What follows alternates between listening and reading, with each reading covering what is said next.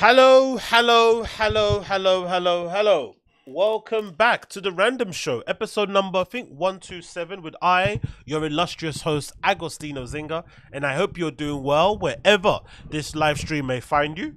I do apologize for the lateness for those of you that are just tuning in right now, that have been waiting in the stream chat for a while. I do a poll, you know how it is, black people time and whatnot, but I hope you're good, hope you're well. Hope you're all hydrated. Hope you're all rested. As you can tell, I am feeling great. All right? Feeling flipping amazing. Had a little bit of a wobble over the weekend, but now I'm flipping back to regular scheduled programming. All right? Wobbler weekends included. Wobbler weekends included. But I'm feeling good. I'm feeling fine. Had a nice little workout in the morning. Some good breakfast. Had a good work day. After the stream today, I'm going to go out for a little run. Everything's feeling good and goody. But the most reason why I am good is what? Because we're going to do a little bit of a celebration stream today. We're going to be watching Gringo Papi in flipping full, right? And then we're going to be seeing Wild Wild with that. It might be a bit wild. It might be not the greatest thing to do. Some of us maybe, have the, you may have the tendency or you may be tempted to throw yourself out the nearest window. But I do suggest, or I do hope, that you will give this stream a chance. Because I know it's not the best way to spend, some of your Mondays and whatnot. But hey, let's do something fun. Let's have a little bit of joy here. And let's see Wild Guava. We're going to be watching Gringo Papi in full sometime in this flipping stream. And yeah, man, we're going to see if it deserves a rewatch. Or if it's one of those things that should be left in the annals of time. Who knows? We are going to see as the stream continues. For those of you watching and you want to help out the stream, make sure you just like it. That's all I really ask for. And yeah, man, let's just keep cracking on, innit? Let's keep cracking on. Big up everybody in the stream chat who we got in here. We got quite a few people in that. Big up Brandon. Big up Spider-Man. Mega Fun. Matt Riz. Glenn Manners, we got Bear Nips, not Net Runner. Big up my guy. Big up Uche over there. Big up Young and Old Vibes. Big up Spider-Man. Big up, who's this? Seven Dirty, of course. Nice to see you. Bew, nice to see you. Everybody's in here. Big up Cable as well. I see you here. Big up the whole family. I love you all. So first things first. Random thing to talk about, right? So most of you probably won't know who this guy is because it's, British football shit, but he's French. But this footballer, Benjamin Mendy, right, this has been one of the most interesting things to watch from afar. Because if you're not familiar with this guy, he's a footballer for Manchester City and he was accused of raping 10 women. So he had to go on trial, of course. It was a big court case. And naturally, when you hear of somebody being accused of rape by 10 different people, the first thing you think about is like, probably guilty, right? You probably think this, 10 separate people are accusing you of doing something. It probably means that you are in some part of it guilty, especially when you're going to go to court with it and all the victims are willing to do probably rape kits and put themselves up for interrogation and witness statements. Like, that's a lot that has to, happen to take an allegation to court at that level. So you're all right to think if he's going to be guilty. But somehow, he has managed to absolutely turn this around and be found not guilty. Not guilty. That's the really incredible thing to see here. You get accused by 10 people and you get found not guilty. I don't know if I've ever seen this before in my entire life. So we're going to quickly read off the article and I'm going to give you some of my initial impressions. It says, ex-Manchester City footballer Benjamin Mendy has been cleared of raping a woman and attempting to rape another. The 28-year-old was accused of attacking a 24-year-old woman at his $4 million mansion in Mottram, St Andrew, Cheshire. Mr. Mendy was accused of attempted rape of another woman aged 29. He also was accused of molesting her at his house, 2 years ago. No, at her house, 2 years ago. It comes after he was cleared of 6 rapes and earlier trial. So that's what in total? That's 8. Still a lot. It's not 10, but it's still a lot. The French international broke down in tears at the not guilty verdict were read out by the jury forum following a 3-week trial. The jury of 6 men and 6 women, that's the most important thing to counter that. 6 men and 6 women deliberated for about 3 hours and 15 minutes before reaching their conclusion. The judge said Mr. Mendy can be discharged from the dock. The footballer, whose contract with Manchester City expired this month, was cleared at the earlier trial of 6 counts of rape and 1 count of sexual assault relating to 4 young women or teenagers. But jurors failed to reach a verdict on the 2 counts of rape and attempted rape. Because you see him here walking out of flipping court, having the reporters asking him questions and him completely ignoring it, which I thought was a bit of a flex. Benjamin Ayan, Casey, prosecuting, claimed he had enjoyed parties at his home and on 2 occasions took advantage of female guests, while his wealth and celebrity status turned him into a man not used to being told no. The first complaint, women a 29-year-old student, first met Mr. Mendy while in a nightclub in Barcelona in late 2017, and she became intimate with one of his friends, the trial told. They kept in touch a year later, and she arranged to visit Mr. Mendy at the footballer's house, where they stayed, and they all went out on a girls' night out, blah, blah, blah. The women told the jury that the morning after, when she took a shower in the ensuite bathroom, Mr. Mendy appeared. That's always like the standard protocol of creepos, isn't it? Just appearing, like in bathrooms or underwear, just like hi. I've never even heard that working for guys who get girls who don't need to be creeps. Like, when's the last time you heard of somebody telling you a story about hooking up with somebody and they just like turned up naked and it worked out? It doesn't. I don't know why they think that's a flex.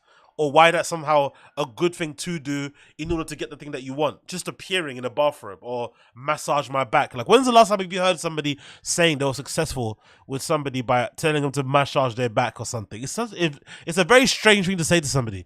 Even if you are trying to hook up with them in a non-creepy way. It's a very strange way to go about it. Anyway, she allegedly... Mr. Mendy then grabbed her and tried to rape her at the bed, despite her repeatedly telling him to stop.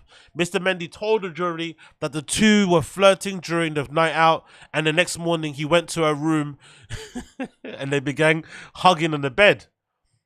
He said she told him she would not have sex with him because she was with his friend. Mr. Mendy said that she then got upset when he told her that he already asked his friend, who told him that it was okay. He denied raping her. Another compliant woman B told the juror she was out with friends at a bar in Alderley Edge near Mr. Mendy's house when they were invited back to the footballer's house. The 24-year-old alleges Mr. Mendy took her phone from her, which contained intimate photos, then led her to his locked bedroom as she asked for the phone back. She told the jury that Mr. Mendy told her, "I just want to have a look at you." Some of these bars. "I just want to have a look at you. Come back in my bedroom if you want your phone back. Come back to the studio so we can make some tunes." Told that he had to take her clothes off. 10,000 women. This is the thing that surprised me about this whole case. She said that she threw her phone in her bed, and when she went to retrieve it, he had raped her despite her telling him she did not want to have sex. This sounds like something like from a Naughty America. You know, this sounds like one of those type of like lines, isn't it? I swear there is a genre. Yeah, there is. There's a genre of porn where like the women are stuck in things, right? Like stuck in a washing machine, stuck in a couch, stuck fixing a table. Like that sounds like one of them ones. Throws a bed on the thing and then just decides to rape. That's a mad, crazy move, boy. Woman told the jury that afterwards Mr. Mendy told her, "You're too shy. It's fine. I've had sex with 10,000 women." 10,000 women. Fucking hell. Even if it's just 5%, that's a lot.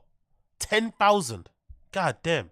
Mr. Mendy told the jury the women had agreed to play around on the bed and denied raping her, saying afterwards that they'd swap details to connect on Snapchat. Mr. Aina, again, Snapchat makes an appearance. Snapchat makes an appearance, honestly. I swear on my life, like, if you're over the age of 21 and you've got a Snapchat and you're a dude, you're a bit sus. I'm sorry. I can't say it any other way. Snapchat definitely doesn't invite the creepos. It's sort of like that app that everyone used to use to do fucking degeneracy on. Keek, however you pronounce it. That was another app. If you see someone that you know with those sort of apps on their phone, they're into some dark shit. Mr. I, in a prosecuting claim, Mr. Mendy was not used to women saying no. He wanted women who came to your house party and to get drunk and have sex. Mr. Mendy replied, if they want, I'll never force to have sex with a woman. After the hearing, his solicitor, Jenny Wiltshire, which is interesting, again, he got women one. That's a very good tactic. Benjamin Benji would like to thank the members of the jury focusing on evidence of this trial rather than on rumor and innuendo, and I've followed this case from the outset. This is the second time Mr. Mendy has been tried and found not guilty. He's delighted to both jurors and reached the correct verdict. Okay, cool. So, in the end, he got found not guilty, so he must be super happy. I have got this thing where I don't really mind where... how should I say this? I don't mind how football approaches it in a way. This is my weird thing about football. Professional football in the UK, for the most part, will never really punish you until you get punished in a court of law. They're very black and white with that. Like, they don't care. If you've been accused of many rapes, there's rumors out there, people trying to counsel you online. They don't really move off of that.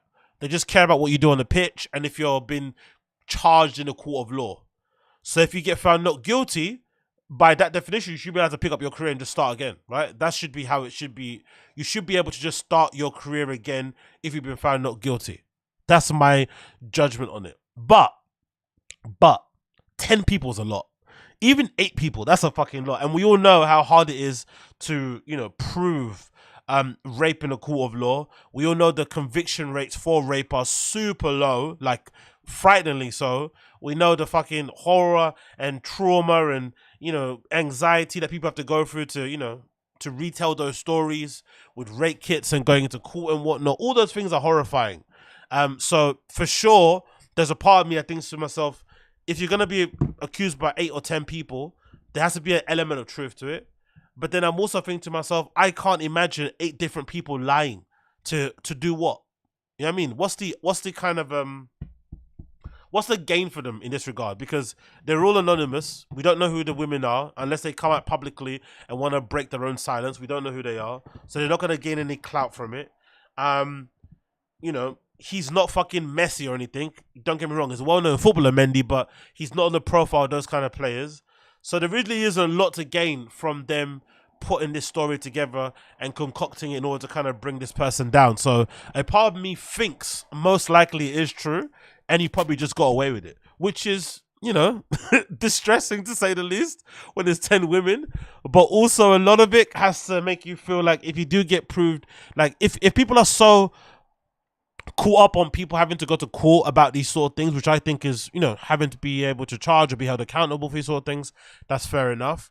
But then if you get found not guilty in the court of law, a part of me also thinks, hey, should you not be able to just continue your life without anybody trying to make you feel like you shouldn't be having a career because you maybe had some allegations against you? That's the only thing that makes me think a little bit about that. I'm like, not too sure about it. But one thing is for certain, I wouldn't be stepping out like this.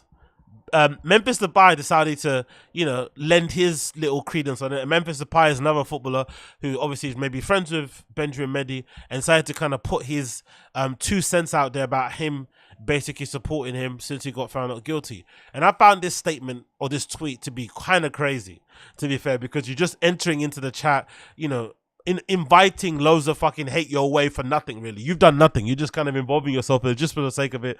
But anyway, it makes sense. So, Memphis Depay says the following. Benjamin Mendy, all cases dismissed. So what are we going to do now? Who is going to help this brother heal? Who is going to be responsible for the damage on his name? How is he going to have his career back? Many years of investment to become a professional footballer. Now what? I've never touched on this subject because I didn't know all the details, but I've spoken to him once through FaceTime while behind bars and behind him on the pitch a couple of times. I didn't see any evil in the man. We can't accept this to happen to us as athletes. We're going to stand up for us in the time of need when the damage is already done. Don't turn your head, people. So clearly Benjamin Mendy is saying in this, Memphis Depay, which is a fucking hilarious statement. I played with him a couple of times. I didn't see any evil behind him. He's a good dude. I didn't speak on it because I don't know the details. I still don't know the details. Who's gonna help out this dude? And you can all laugh at this because it's a fucking insane comment to make. But I kind of understand where they're coming from a little bit.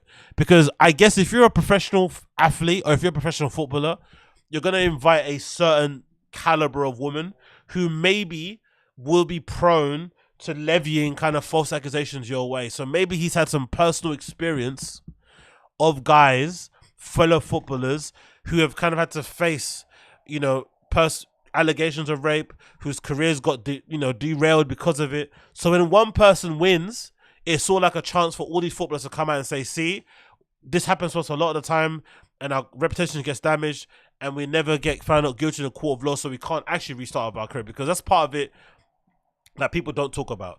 If you get accused of rape, like, you know, who's been accused recently? Thomas Partey, right? There's all these allegations around Thomas Partey out there that he's never going to be able to shake. So you just have to kind of ignore them.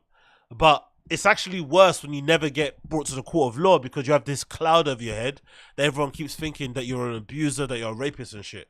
But then actually when you go to court, it all gets brought to light, and then you get found not guilty, but then people get, you know, maybe restart the story again. But at least it's kind of done. You can actually at least draw a line under the sand on it. So maybe this is where DEPYA is fucking coming from.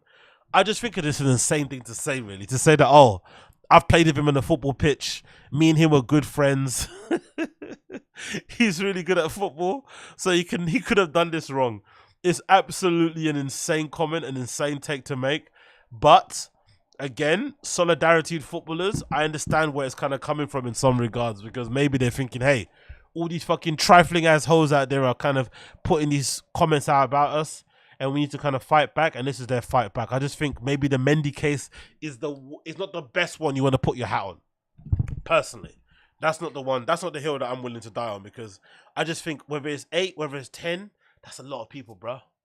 That's a lot of people. And, you know, a part of me also thinks, if you've been fucking 10,000 women, what percentage of those 10,000, if you interview them, would say that they didn't enjoy the experience and that they would maybe classify it as rape? I don't know. It's just too much. There's just too many people that you've interacted with when not maybe one of them would say, hey, you know what? I'm not going to report you, but that was a bit weird. You know, like there must be a couple of them who maybe, you know, like, hey, you need to maybe fix up a little bit. I don't know. I'm just saying, you know. But what do I know? But yeah, I guess Benjamin Mendy is not guilty there, so he can go about living his, you know, normal life and doing what needs to be done. But I do find him coming out the court to be absolutely hilarious. When he does leave court, he made a pretty funny little statement as he left, which I thought was funny, because, you know, after being accused of rape and after being, you know, confessing that you may have slept with up to 10,000 women, to come out with this sort of comment and feel like you did something is absolutely hilarious. Let me see if I can find it. Where is it? His little statement as he left the court, I thought was fucking funny as fuck. He thought he really ate when he made this statement, to be completely honest, but I don't think he did, because, you know, you got accused of what you got accused of, brother. This is the one here. This one. Oh no! So I haven't got the fucking thing on. 1 second. This is the one. Let's start again. Boom. And football fans around the world just would like to hear a few words from you about how you feel. Alhamdulillah. Ben, well done. Ben, where does this leave your football career? It's a pretty epic line in one sense, right? You come out of court after being cleared of, you know, 10,000 rapes or whatever, and then the first comment you make, Alhamdulillah. But I swear you're not meant to be fucking if you're a Muslim anyway. No sex before marriage and shit, right? Like, this is probably not the best thing to say, but I find that always hilarious anyway. Whenever people do get accused of this sort of like mad shit, one of the main religions that fucking blacks and browns and urban folk love to go run to is fucking Islam. They just fucking love it. And it's always really interesting to me, because I've always felt like to be to live a Muslim life, to be an Islamic in some respects, it's a pretty strict religion from what I've observed on the outside looking in. It's pretty strict in terms of what you can and cannot do, right? So it's always surprised me whenever people do get done, that the first thing they run to is that such a strict religion, to go and seek some sort of you know, what you call it, penitence, forgiveness. I don't really know what it is, but yeah, that's a comment that he make. So big up Mendy in some respects. He's been found not guilty. Maybe he did it, maybe he didn't. Who fucking knows?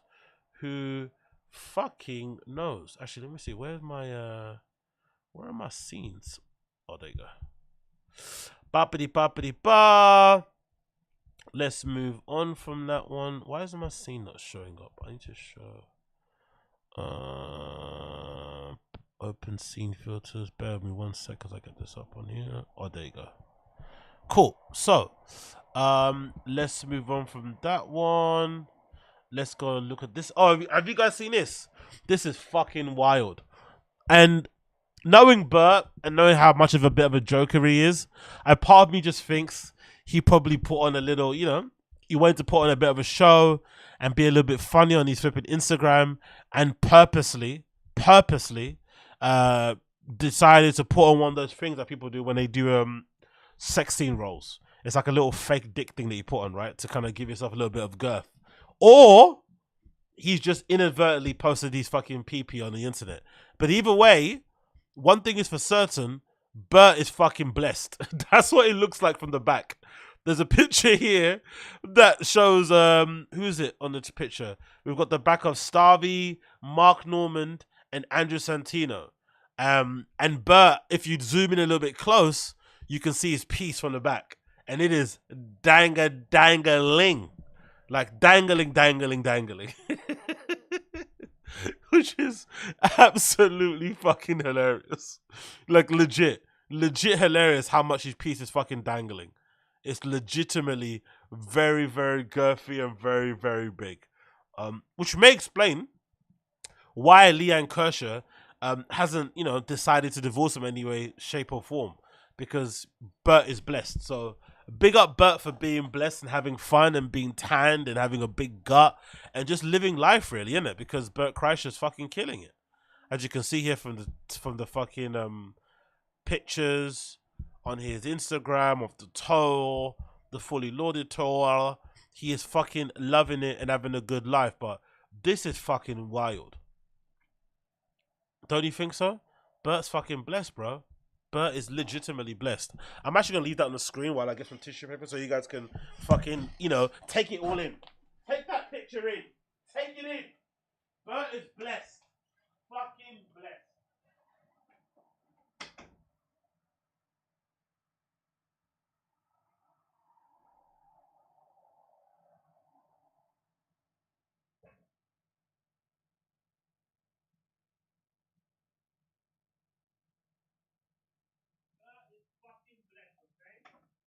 Bert Kreischer is blessed. And don't be jealous of him because he's blessed, because he is. That's what he is. He's fucking blessed. And I hope you all took that picture in while I was away there for 2 seconds and you've enjoyed it. Hopefully you didn't report my stream. I don't want to get in trouble or anything, but Bert is blessed. So big up Bert for being blessed and big up everybody. I hope you all took that in on the stream chat. Did you all take it in? Have you all taken all of that in, that girth? You seen it? Cool. Good.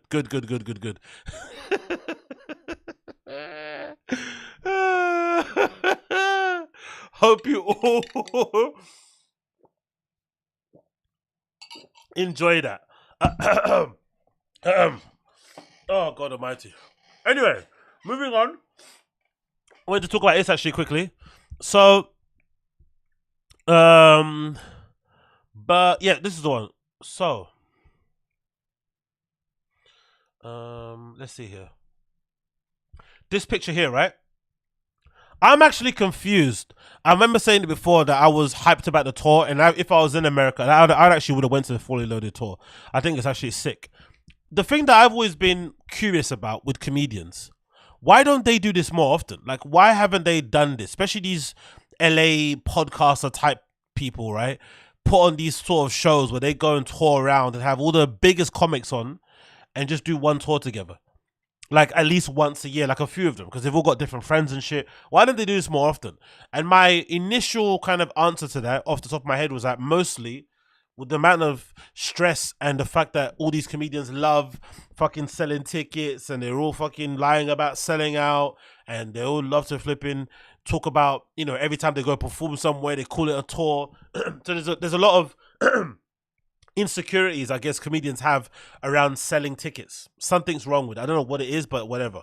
So maybe the reason why they don't do it more often is because they're all kind of selfish.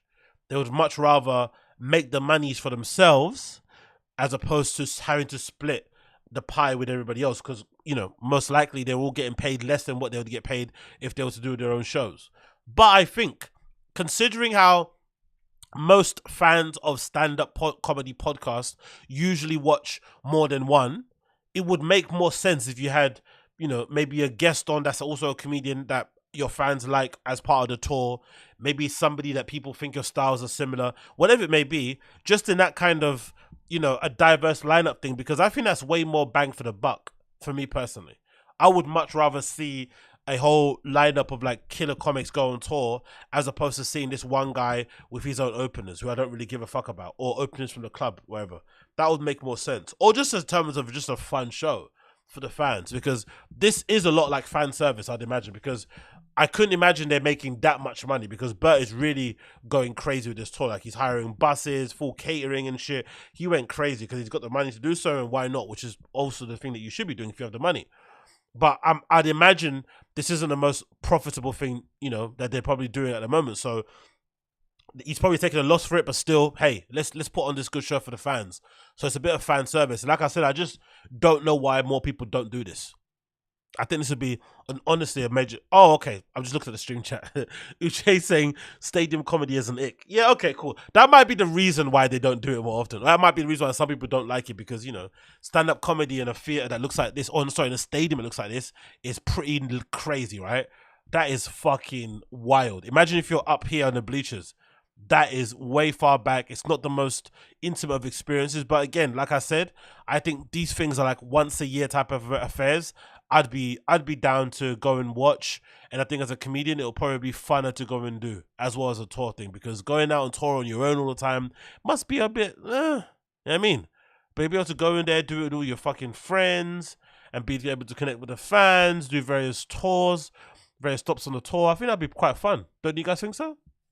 I don't know. Who do we have here? We have Andrew, Trentino, Ralph Barbosa, Mr. Bruce, Mark Normand. I don't know who that lady is there, the blonde one.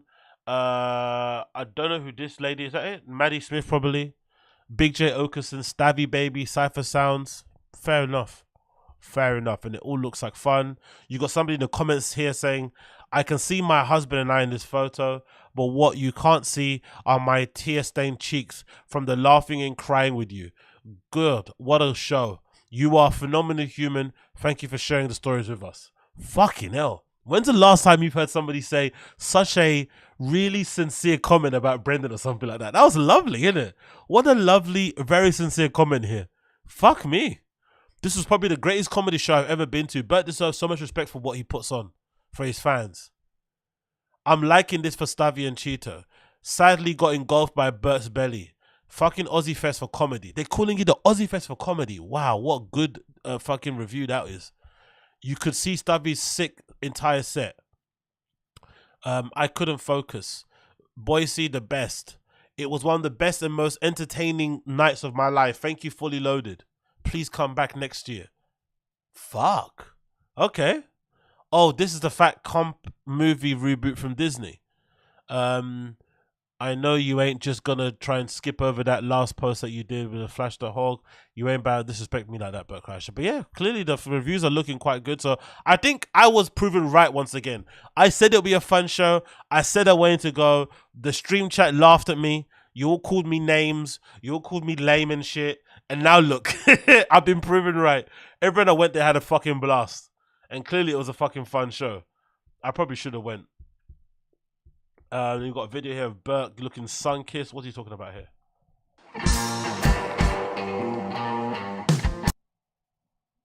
Our Instagram video doesn't work on my computer. What am I doing? Why would I even fucking try that? But yeah, you see? I told you guys it would be fun. I told you it would be fun.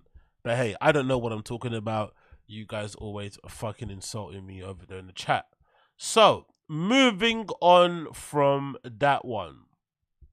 We have to quickly talk about this because I feel like this is very, very interesting because it definitely does illustrate the different ways we are all brought up in terms of what we think is reasonable and what some of us think is unreasonable.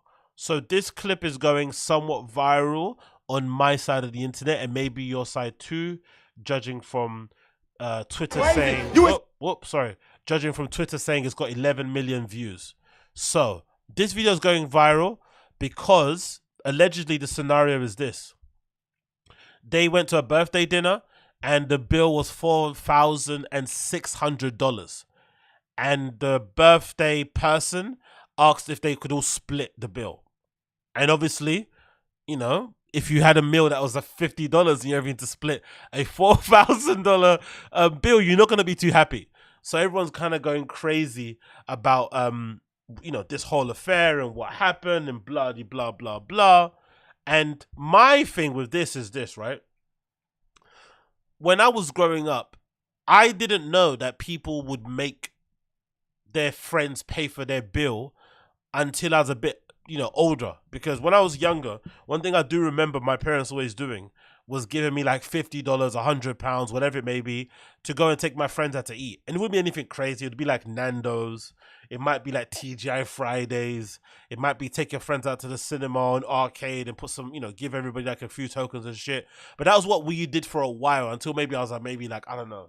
The last time they probably gave me money for my birthday to take my friends out might have been like when I was like 17 or something, right? And then after that, when you get a little bit older, you go out with your friends to dinner, and then you start doing this whole thing where your friends will like invite you to like a really swanky restaurant, which number one, you probably don't have money to eat at. And then you go to support your friends, and then when you get there, they ask you to split the bill. And you're like, huh? I didn't even want to come to this place. And normally as well, I'm used to people, when it's their birthday, they would rather they'd rather have all of their friends come so there's no excuses no one can turn up by making sure that they can pay their bill. And if it's me and I was, you know, and I had the money to do so, take my friends to a fucking swanky restaurant, that's one thing that I would do. I'll just put the money behind the bar or just kind of cover the bill myself. I'm not going to ask my friends to pay for, you know, my birthday dinner. It sounds fucking insane to me personally, because it's kind of like too expensive. You come in there with gifts for your friends, maybe, and then you're also having to split the bill. It's like, what? How does that make any sense? You know? Maybe I'm a little bit naive in that regard, but I think that's what I would do. Especially if it's a birthday dinner. Like, it's one of the random things that you do, usually for your friends. So why not? Why not? I think that's probably the right way to go about things. But I think also in this case, what this looks like, this wasn't really communicated. Judging by this video and judging by everybody screaming at each other, it wasn't really communicated that they would have to split the bill. I think that's what probably threw everybody off. So you get there for the birthday dinner, you're having to have this fucking, you know, meal by force. You don't really want to be out on that day, and then you have to split the bill. To be fair, I don't think $4,600 is that much, really. If you think about it, a swanky restaurant, you know, 3-course meal is gonna cost you anywhere between, like, depending on where you live, I don't know, it's not going to be less than $100 basically, right? If that's the case.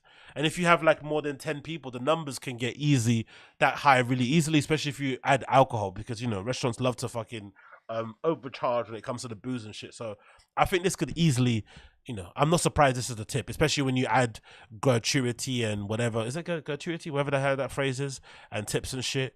4,600 sounds about reasonable, but I don't know. Some people and their friends are fucking weird when it comes to this sort of stuff. Some people and their friends are fucking weird. Moving on from that, let's speak about this. Why am I suddenly sweating now? Fucking hell. Moving on from this, let's talk about this. So, have you guys seen all this shit happening with this fucking architect? This serial killer guy. Have you guys been hearing this fucking this information? This dude called Rex HEUERMANN. So this is courtesy of ABC News. It says, how do you say that? Gilgo Beach murderers. Suspect identified as Rex HEUERMANN, charged in the deaths of 3 women. A suspect has been arrested in connection of 3 of the 10 victims linked to the Gilgo Beach, New York murders. The New York City architect Rex Heuermann is charged in the murders of Melissa Barfemily,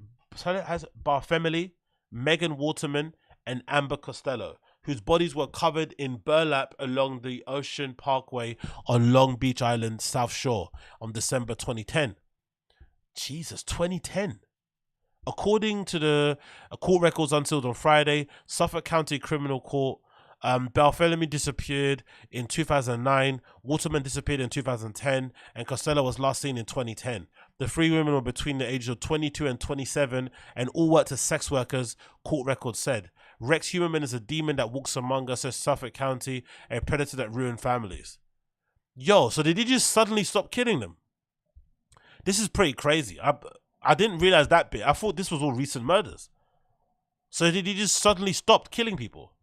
Fuck.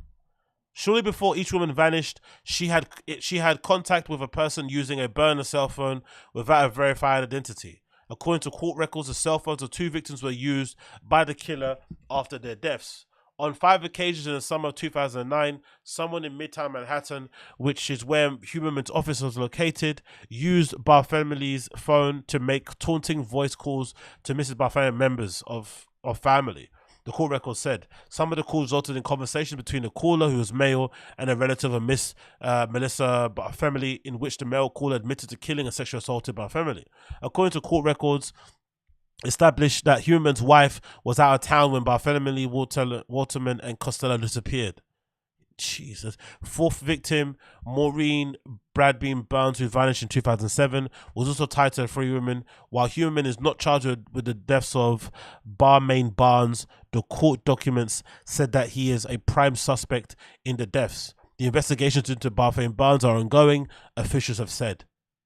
There's 5 victims on here, but I guess I can't link them to all 5 just yet. Each of the 4 victims were found with similar positioned and bound in similar fashion by either belt or tape. Male hair was recovered from the burlap used to wrap Mr. Waterman's body. And the DNA was found to be a match left over on a piece of crust that Mr. Heuermann threw into the Manhattan garbage can in January 2023, according to court documents.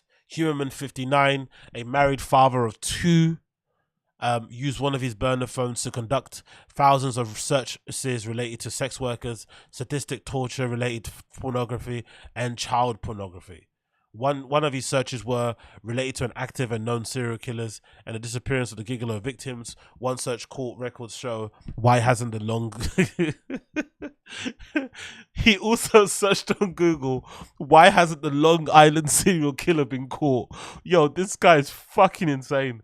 He also allegedly searched for photos of the GILGO, however you say this fucking name, beach victims and their relatives. Heuermann also searched for and viewed articles about authorities investigating him for the according documents. Oh shit, Ruby is saying he was interviewed by the fucking New York Times.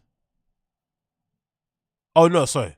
Yeah, I saw the YouTube interview for 22. I thought he's interviewed by the New York Times. The suspect was arrested in Manhattan on Thursday night.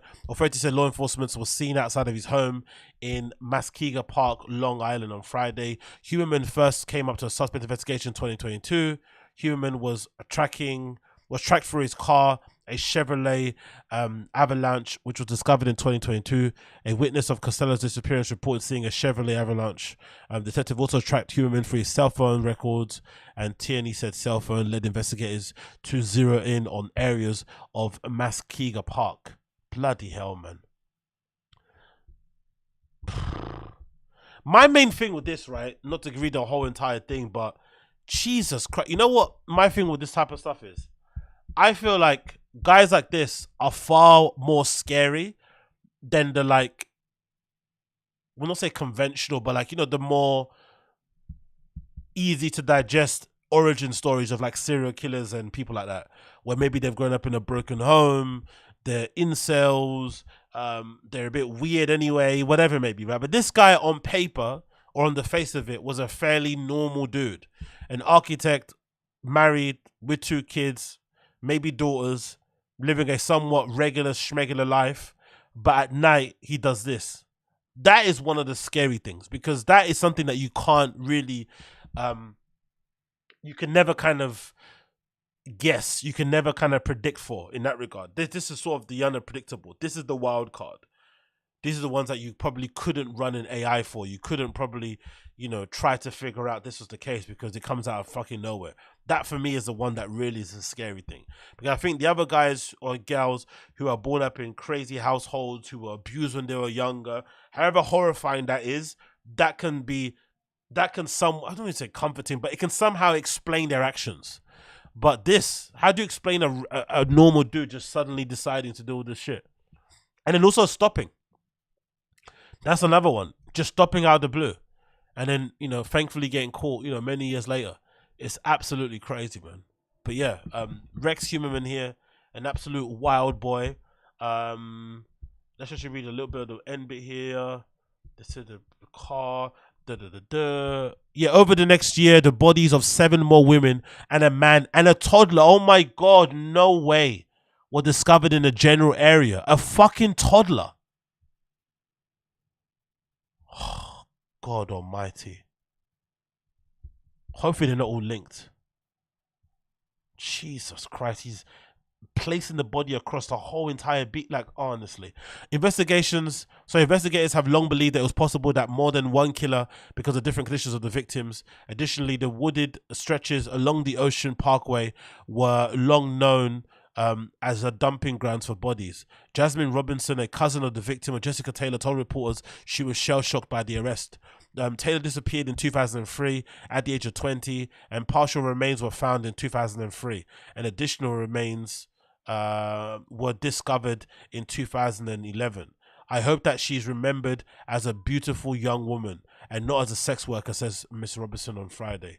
Huberman is charged with 3 counts of first-degree murder and 3 counts of second-degree murder. Defense attorney Michael Brown entered a not guilty plea. Why would you plead not guilty and shit like this? Honestly, wouldn't you get a lesser sentence if you actually showed some level of remorse or acknowledgement of your crimes you've been accused of? Not guilty. Huh? Anyway, following his appearance, of lawyers told reporters that through tears, Mr. Holman told him, "I didn't do this. Today is a good day," Harrison said in a news conference before hugging the family members of the victims. There's more work to do in the investigation regarding the other victims of the Giallo Beach bodies. He added, encouraging anyone with information to come forward. So most likely, if he is the guy that did this, they're going to find more bodies. They're probably going to link him to more of the bodies. And most likely, if he actually did do this, he may have a come to Jesus moment and break down and actually confess to other things that they probably don't even know about. Most likely. But like I said, that for me is the true face of evil. When it's a somewhat normal looking guy who looks somewhat well adjusted and works a somewhat respectable job and whatnot, probably a valuable member of his local community, maybe has designed and built various buildings that people are living in to this day. When he's discovered to be the fucking serial killer, that's when you should be worried and scared, because that's a real face of evil in that respects. That's a real face of evil. Well, someone that, is born, I don't know. I don't know, man. I don't know. Fucking hell, man. What people saying? What's something in the chat? Who's this? John Africa says, I was in prison in 2013 with somebody who killed his wife. And they also said that he had something to do with the Gilgo, but nothing came of it, that I guess. It was a downstate reception of my police parole. Jesus Christ. But yeah. Fucking hell. I can't imagine what the victims are going through as well, man. That must be super, super horrifying. Anyways, let's continue on from that one. Sorry about the Debbie Downer of a topic there, but I had to cover that because I just saw that on my fucking socials. I was thinking, bloody hell, how does... I don't know. Green juice time. Anyway, let's go. So, there's a new retroactive video that somebody linked to me on my fucking Discord. It's the continuous implosion of Brendan Schaub, which I haven't watched, which we should watch along together and see what the vibe is. This is the continuous implosion of Brendan Schaub by the channel Retroactive. Let's see Wagwan with this one. Let's see Wagwan. I haven't watched this just yet, so let's see if this is any good. Let's switch the scenes. Let's go. Come on, mate. Can you load for me, please? Fucking hell, it's got 156,000 views. I can't think of the last bit of Brendan Schaub content that he has made himself that has that many views. This is fucking crazy, man. Absolutely crazy. The economy around Brendan Schaub that he's created for being really bad at stand-up comedy always makes me laugh, man. It would never not make me laugh. I'm not gonna lie. It would never ever not make me laugh. And now it's gotten to a point of his career where like his views have stalled, but now people that make these documentaries and compilation videos, and even to a less extent me, you know, we end up getting all these views from talking about him, and his own stuff is not getting it. It's fucking, that must be so distressing. But anyway, let's watch the video. Wait a minute, why did you eat a booger? This is beyond you. This is, you type in Brendan Schaub every day, there's 16 documentaries of various little things that he's up to, and he's up to a lot. It's so sad. It's just, you know, be lying if I said I was crying last night, cried this morning, and I can't get the thought out of my head. I didn't feel like coming to work today. It's just, it's so sad. You know, what are you gonna do? What? And then, game, set, match. And yeah, Grim Reaper came knocking on the door in Chicago. You know what I love most about this clip? About Brendan basically, you know, saying that he was so distraught and cut up about Kobe Bryant dying that he couldn't come into work, you know, and then the following, you know, clip was of him obviously talking about his wife's grandmother passing and how distressed that she was, but he just didn't give a fuck about it. The funny thing about it is that it made me realize, and I've said this before, that I honestly think, touch wood, it doesn't happen anytime soon, but if Joe Rogan was to die, if Joe Rogan passes away, Brendan and those guys are probably going to have a week, maybe a month long of mourning. You would see these guys crying away you've never seen them cry before. We might even get a fucking Instagram live video of them crying about it, all in real time. It legitimately is going to be so hilarious. And you probably will see that guy cry more for Rogan passing than maybe if his own dad passed. That's how fucking wild these guys are. So that's what made me laugh when I saw this clip. I was like, this guy's emotional fucking range is so out of whack. Can't come in for Kobe Bryant, gets distraught about it, but when wife's grandmother passes away, and you know how Latinas, how close they are with their families, right? So clearly that's not like, you know, that's basically her mum. He's like, the Green Ripper came a knocking. So they had to fly out to Chicago. Got the kiddo solo. It's chaos when you got two kids. We got all this drama going on, you know, in my life and personal issues, stuff like that. You forget about all that. It's all about the kiddos, which is good, man. It's good not to take your mind off all that bullshit. Yeah, man. So that's going on. And I'll tell you what, I'm addicted to this drink. I don't know how healthy. It's definitely not healthy, but it's the pink drink from Starbucks. What's wrong with you? A cancelled Europe tour, struggling to sell tickets in the US. Breweries posting promos with Schaub to then shortly delete them after. Distant from his lifeboat, Rogan and posting. Do you remember this? This happened recently, right? Mamma mia. Like, Brendan is so fucking toxic or hateable, whatever you want to say, that this random brewery posted a picture of him because, you know, they gave him some stuff to fucking drink while he was out there. Or maybe it was a bar, I don't know. They post it to get some fucking interaction. The comments go fucking crazy. They can't handle it. They turn off the comments. Then they deleted the fucking post itself in its entirety. Absolutely wild. Promos with Schaub to then shortly delete them after. Distant from his lifeboat, Rogan, and here is another mimic. Theo, who looks like one of George Bush's wives. Either one of them, dude. Barbara Bush over here. But I'm not mad. I was not mad about it at all. Barbara Bush. They call me Pete Repeat because I always say everything twice. Unfortunately, still no mothership set, and well, it's not looking good for SS Schaub. One of the reasons I'm not touring so much in the summer is I told my son I'm gonna dedicate myself to him for baseball. Have you heard him mention this again, by the way? Honestly, I love Brendan, man. The lies are superb. Lying that you had to cancel your European tour because you went to teach your son baseball is admirable. But then also using it as an excuse so you don't have to explain why you had to cancel your tour is fucking pathetic. Like, God almighty. And then later on, now he's on tour, innit? He's on tour for the whole month of August or something. Like, all that whole thing went out of the way. He's how old? 7. That's pretty wild that he's understanding. And I told him, and you know, I was trying to make him, because it's really serious. And I was honest with him. I said, I'm committing myself this summer to you, man. It's you and me, buddy. And that kid is like 7. I swear, that kid's 7 or something. I swear to God. You're waking up with me. I'm running with him in the mornings at 7. I'm running with the hills with him in the mornings. We're doing all this shit. I told him, I said, it's going to be worth it. But hey, solid parenting if he's doing as he says, and a truly not at all transparent way to divert from cancelling your entire tour. And sell out those seats, and that's how he was going to provide for me. He says, well, everyone on the internet hates Chris D'Elia, but he does these 5,000 seaters every weekend, so he gets a lot of money. That's what I'm going to do. I'm Brendan. And it didn't work out. The constant interruptions and 110% belief he's correct at all times is starting to really wane on his co-hosts. You're wearing shorts. Yeah, but because nobody sees them. You work for UPS? No, Why you dress nobody like that? sees them. Don't you wear shorts? Nah, I not see at your work. shorts. Oh, really, dude?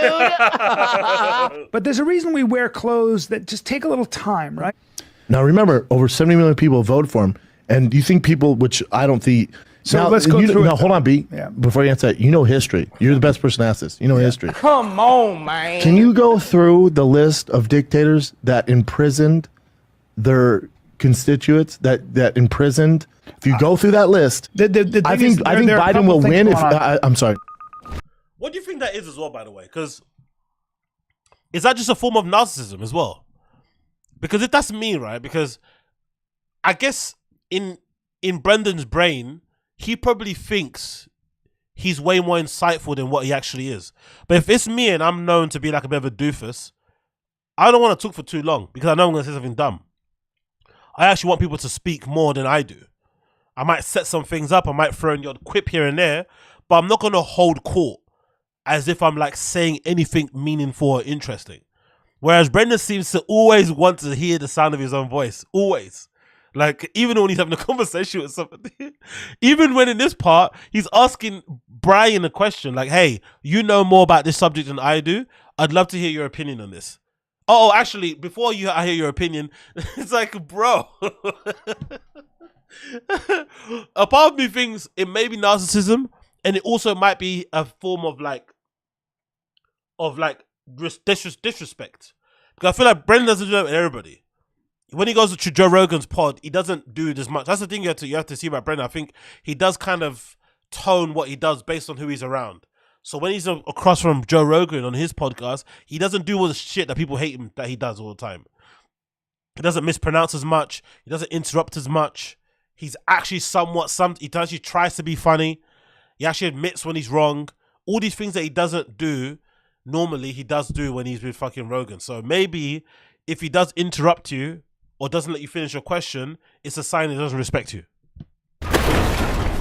An oldie but goodie that demonstrates this, Schaub refuses to acknowledge Africa's true identity. We went to Africa? Well, just for one location. Damn it, what was I gonna say? We were in Morocco. Jesus Christ, dude. People say Africa like it's a country. I do it too all the time. Africa is a country. That's a big continent. It's continent though, yeah. So like Egyptians are technically African, Moroccans are everybody's claiming Africa, but it's a whole Africa continent. be so many different places. Yeah, but it's like I'm American, but I I'm know from Denver. I know. Alleged diddly-o delio. Fucking hell. That might be one of the best clips in ever, because look at his face. He actually thinks his friends who are telling him that he's wrong are wrong. He's actually confused as to why they don't think Africa is a country. Of course it's a country. You know, Namibia, Botswana, Zimbabwe is just like Denver. Right? Nigeria and Ghana is just like Mississippi. Oh, I fucking love him, man. That might be one of the best clips, because this is, to me, the perfect representation of why Brendan is sometimes really unlikable, because of the face. Because I think when he started off, when I was a fan of the pod, my main reason of liking The Fighter and the Kid was that Brendan occupied that kind of lovable, you know, what do you call it? Lovable jock sort of like avatar. That was what he was. But then there was a time, I don't know when that happened. Maybe it was the gigs that he was getting on fucking that TV show. What was it? Was it Bravo or something, right? Or E? But somehow along the line, maybe just after the Fox deal kind of imploded. Actually, I'm gonna rewrite that. I'm gonna say the time that I fell out of love with The Fire and the Kid might have been around the time that Fox didn't renew their contract. Which now looking back at it makes me think, you know, they were onto one. Because they were really successful back then, and Fox didn't want to sign them. And they kind of went out, and Brendan kind of bet on himself, signed with Bent Pickles and all that stuff, and, you know, blew up after that. But I think when they did that, when they left Fox, that was probably their first big W. And I think at that time, that was when Brendan was sort of like getting into the podcast business, selling merch, and kind of feeling himself. And that's probably when I stopped being a fan. Because that's when his ego went out of control. Because I think the early Brendan, back on Fox days, would never be this smug, would never be this condescending when you get something completely wrong. When it's legitimately, you're the one displaying double-digit IQ, you know, behavior. Like, he wouldn't be like this, that other guy. But then as soon as he started to get podcast sponsorships and ads and shit, started selling some merch, started getting, you know, offers to do comedy shows, it all went to his head. He started to really believe that, you know, whatever that he was doing was a kind of illustration of how smart he was and whatnot. And that's when I kind of fell out of love with it. But I feel like this face is the worst thing about him. Because it's all well and good. You can get those things wrong. I think most of us have seen those videos of guys and girls in America being asked questions about, you know, naming certain cities in fucking Europe and shit. You know, and you guys don't really know much outside of your own country. Fair enough. But it's always done with a bit of humor. It's always done with a bit of a smirk. It's always done in a somewhat self-deprecating way, which he has no ability of doing because he genuinely does believe that he's actually smarter than what he is, which is also really, really funny. Yeah, but it's like I'm American, but I'm from Denver. I know. Alleged Diddley O'Delia called Schaub out for another potential lie about none other than Dwayne "The Rock" Johnson. I feel like you got a long list. How tall is The Rock? 6'2". Yeah, he's 6'2". I've been in an elevator room. Is he a big dude? Like, Was compared to you, how only big you is he? two, though, right? You guys were like, It was just it was just two of us out of UFC. did you say fight. anything? Just what's up? Sup, The Said Rock? He was a fan. He said what? Said he was a fan. I said I want to fucking fight you. He's Okay, not. all of that sounds made up. Yeah. It's the biggest piece of dog shit. UFC. That was one of the best lies he did because it was so on the cuff. It was so quick, right? They're talking about The Rock, and he quickly mentions that he saw him in the lift together all alone. He didn't even want to give the story a hint of humility and say, no, I wasn't. I just saw him during a UFC press juncture one time from across the room, but he didn't look 6'5" to me or whatever. He didn't even want to do that. He just took the full credit. I was right up and close with him, and then he told me he was a big fan. I fucking love it.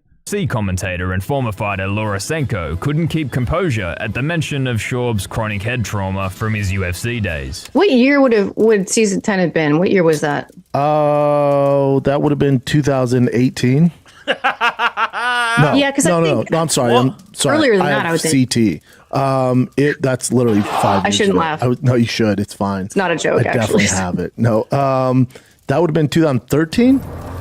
While the fighter in the kids subreddit speaks in the lingo of Schaub's misspoken sentences, this clip where he basically explains what dyslexia is plus the CTE, the poor guy never had a chance. When I see a word, it can be challenging for me. If I hear it, I'm good. If I hear the correct pronouncement of the song, or a word, then I'm good. But I love how Chin has never ever once corrected Brendan, even from back in the day. Chin is what you'd call somebody that, you know, he knows how to protect his fucking bread. He knows when the bread's buttered, and he's done this to make sure he doesn't piss off fucking old Papa. And it's worked for him, so congrats to Chin. So there's one constant in fucking Brendan's life, apart from Brian Cannon, it's been Chin so far. He has not fucking let go of that job, and he's not letting it go anytime soon. So he'll sit there, hear this guy say pronouncement, and not say pronunciation. Right? And you won't say a word. And I give Chin all the respect for that. He deserves all the kudos and all the props for knowing where his bread is buttered and keeping his mouth fucking shut.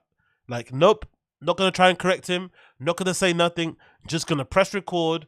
Just gonna upload this shit and keep it moving. This is none of my business. If this adult man has fucking undiagnosed dyslexia, is maybe a actual redact, not my business. He pays my bills. He cuts my check. That's all I need to know. Big up, Chin. But if I just read it, it's like, Jesus Christ. Yeah. Especially if it's foreign. Yep. If Names are hard. Names if it's foreign. are tough. Yeah. Names are tough, yeah. Especially Russian names. Say it one more time.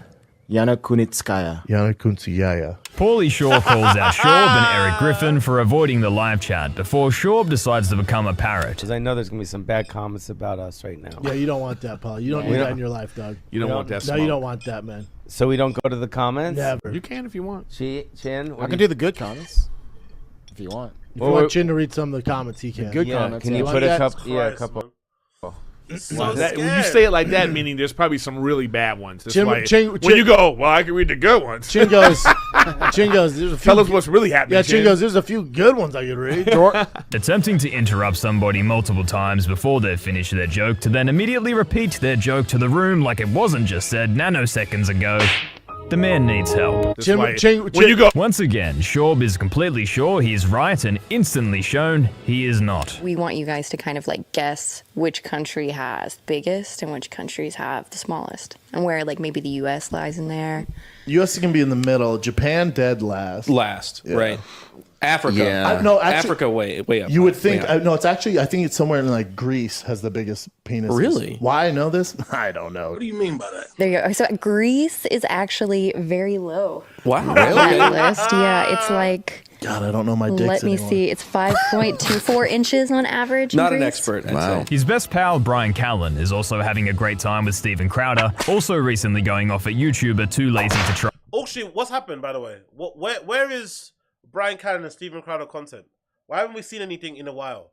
I'm confused. What's happening here? Has he left? Commentary video on Brian Callen's new job with Crowder leading to the unthinkable. My mom called me very upset. She said there's a video that says Steven Crowder's been humiliating you and put you in a cow suit. And I said, Mom. And I created that video. I said, he's never humiliated me. We get along very well. If anything, it's the opposite. And I put myself in that cow suit. And then she goes, why? And I go, I thought it would be funny. So for whoever made that brilliant video, I didn't see it, but apparently you clipped it so it looks Oh, no, like I sent it to the group chat. Oh, you did? Yeah. And we all made fun of you. Okay. Well, so somebody made the video, clipped it up. You made my mom cry. What's with this also? What's with this thing that everyone always does about lying that they didn't see videos? Why? Can someone explain? Why? Why? Why did all these guys lie about fucking not watching their videos? It's so bizarre to me. I think I've noticed it a lot with like locals. They always fucking lie and say, I didn't see that, I didn't see this. I wonder if it's like a twofold thing. You want to seem like you're not bothered. You also want to appear like you're busy. But it's strange. Like, why wouldn't you, if you're a popular figure like these guys are, why wouldn't you check out some videos of you online when people are talking about you? You just would what? You just want to pretend like it doesn't exist when it clearly does. You're not at least the bit curious, intrigued to see what these guys are saying about you. Even for the good, even for the worse or for the better. It's a very strange thing to say because they're obviously lying. Like, I didn't see it. Like, especially when you keep saying it. I didn't see it. I didn't see it. I don't read comments. I don't look. It's like, come on, bro. Come on. The lady does process too much. Really? You didn't see it? Really? You son of a bitch. Good video, though. Congratulations. No, These people are so creative. I haven't seen that video. Yeah, somebody made an amazing oh, video. Yeah, see? Look at that. I didn't see that one. I saw another one, but I didn't see that one. Yeah. Too late to try. Great guy, never met him. But hey, it's just like Brian Callen is being humiliated. Yeah. But I guess they clipped it in such a way. No, we didn't. He didn't fucking clip it. It was a clip of your own fucking Instagram, I swear. Didn't Too Lazy to Try just grab the clip from Brian Callen's Instagram of him bending over and Crowder slapping him. There's nothing to take out of context. Poor mother. So I think Steven Crowder also owes Brian's mother an apology. You know, they titled the podcast Steven Crowder Made Brian's Mother Cry. So it sounds like they agree with me. So I think on the next show that Brian does with Steven, he should ask him to apologize to his mother. I don't want to have all that put on me. Musician Jelly Roll visited the fighter and the kid, and surprise, we found the first known fan of SCHAUB'S latest special. I will say watching your set develop is something I got to do, where I watched you in the pandemic come with new material. Yeah. To Zane. He's like 2020 pandemic. Yes, sir. And then I watched Gringo Papi, and of course I'd seen you right before that, back in Nashville.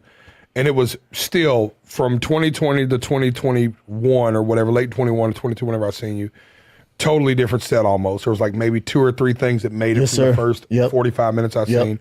And then even from that to you finalizing the product and going, this is what I'm putting out, was still like, there was fucking, I think it was like you did like a 41-minute special. It was a little bit over 40 minutes or 30-something minutes.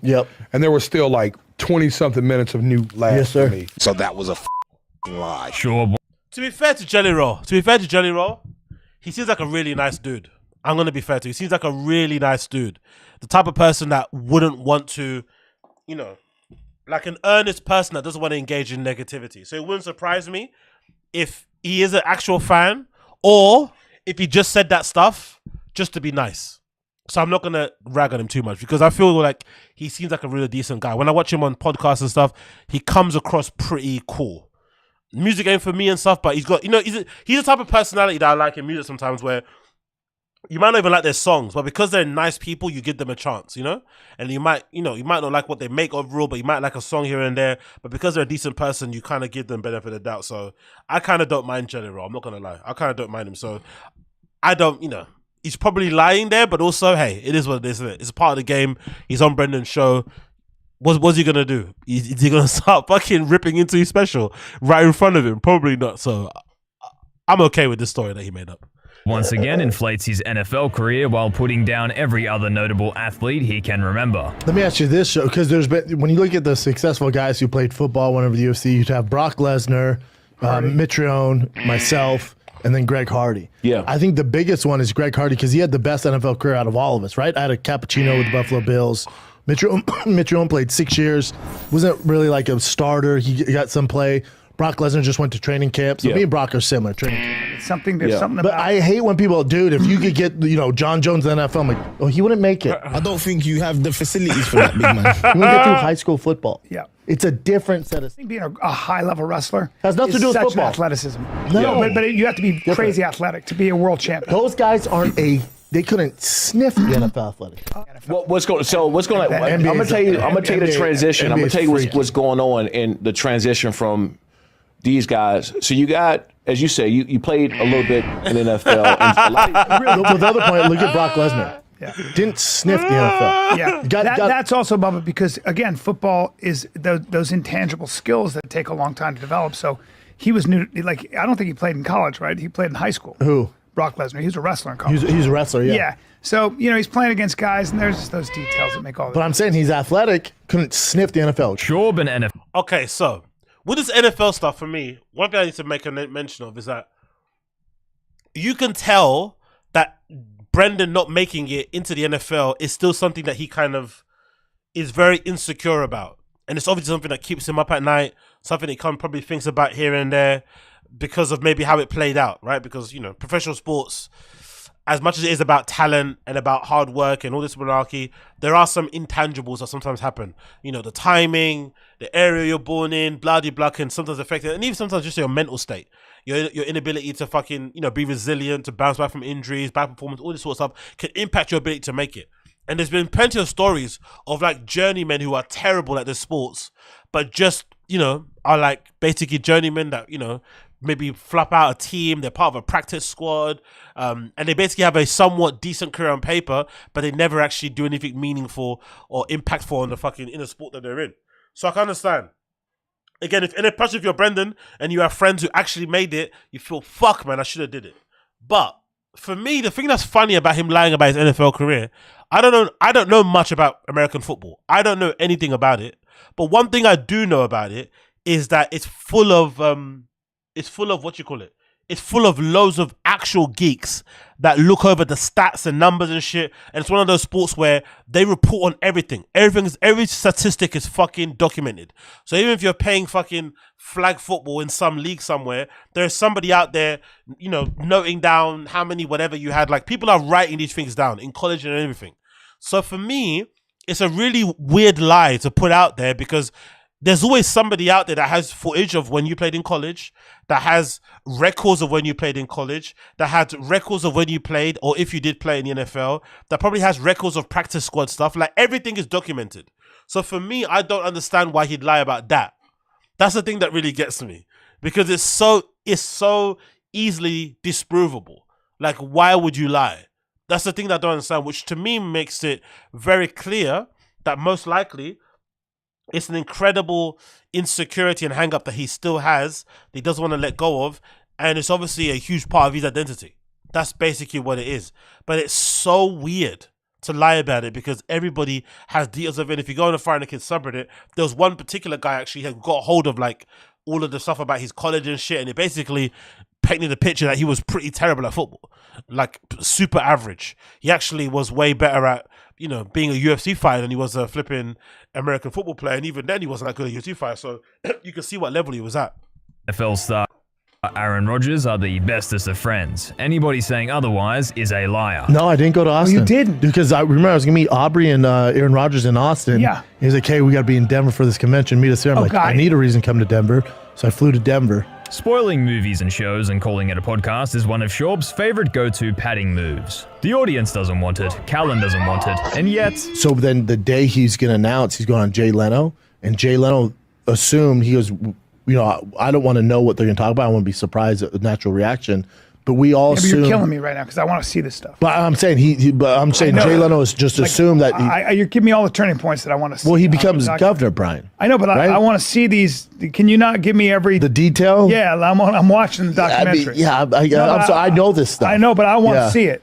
Yeah, the bottom line, because we got to do a podcast and talk about stuff. So the bottom line is he becomes governor. Spoiler alert.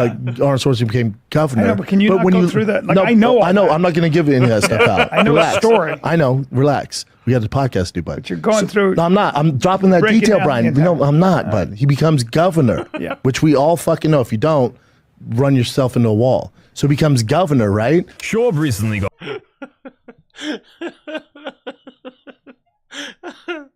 That was fucking one of the best ones, because that was legitimately another thing that I remember when I fucking stopped listening to Fire and the Kid, and I started reading the fucking subreddit. That was one of the things that people used to hate about him the most, that he'd do all the time.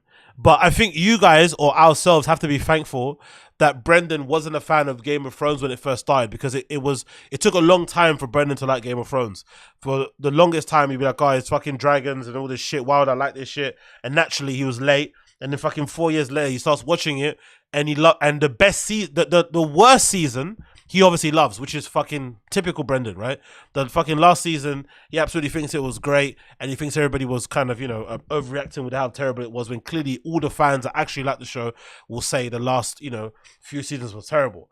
We have to be quite thankful that he didn't actually watch Game of Thrones when we all did, because if we did, he would have fucking spoiled it every single week for you. And that was the one thing that was, you know, one of the biggest sins you could have done at the height of Game of Thrones, was spoil it for a fan, right? You had to kind of just, you had to maybe stay off of fucking, you have to stay off of fucking social media and shit. But Brendan would have definitely spoiled it for all of us if he watched it. So I'm thankful that he actually didn't watch it at the time that he did. Got very salty that his thick boy crew had a holiday while he worked, acting as if he's never had a holiday, while his Jamie Chin is fearfully thankful for a mere 3 days of family time. The whole thick boy team went on a little vacation last week. Got you, homie. I didn't. I was here. Casey was here. Chin was in Tokyo. Motherland. No, damn it. Not Tokyo. How dare you? Seoul, South Korea, man. That's right. Yeah, there you go. How was it? It was amazing. Was it dope? Yeah, it was amazing. And the food's good, everything? It's great. Food's amazing. Just walking around is amazing. Family was great. It was just a beautiful time. Really? Yeah. How long were you out there? 5 days. It takes like a day to get there and a day to get back, so 5 days. Beast. Yeah. Glad you had fun, buddy. Do you Thanks, feel man. refreshed? Was it a good break for you? It was a beautiful break, so thank you for that too. Gotta love Chin, man. He knows his breast's buttered. Thank you, boss, for permitting me to go on a vacation, the first in 7 years, for only 5 days to my fucking motherland to visit all my family and friends for only fucking 5 days. Just fucking halfway around the world. Thank you. Oh, it's so pathetic. It was, I mean, it was a beautiful break for sure, dude. Yeah. Brian was in Jerusalem or some shit. I don't. He's Israel riding camels, somewhere. Israel, Yeah. some shit. No break for us. Case played golf, I assume. Yeah. Golf and work, man. That's what we do, Daddy. Schaub goes on a tirade against pretty much everybody in less than 60 seconds. Enjoy. She was like she won the state or some shit. Gymnastic is interesting. Do we consider Here a we go. sport? He's right? going to be a hater, right? Do we because there's Bro, no it's ball involved. unbelievable. There's no ball involved though. So what, bro? Neither is fighting. I'm gonna beat you to it. So Okay. it's a bad Maybe they example. should. There's you balls know, involved in Maybe they fighting. should. Maybe they should fight. I think. Oh my god. Who would right. win? His wife would Yeah, beat yeah. Kristen's She, ass. Mexican dude. That's what I'm saying. She ninja warried the wall to get it. Yeah. But also, she's thicker, you know? My wife's like a stick. Yeah. You know? Crowbar. Jesus Christ. Yo. Yo. Yo. I swear to God. If someone said that about my wife to my face, describe my wife as a stick. No, I said my wife is a stick as a joke, and then you said my wife was a crowbar. Which is actually one of the funniest Brendan things I've heard in a while. Describing somebody, a woman, and she looks like a crowbar. It's fucking wild. And look at Chris's face. He can't do nothing. He just has to sit there and take it. Oh, a crowbar.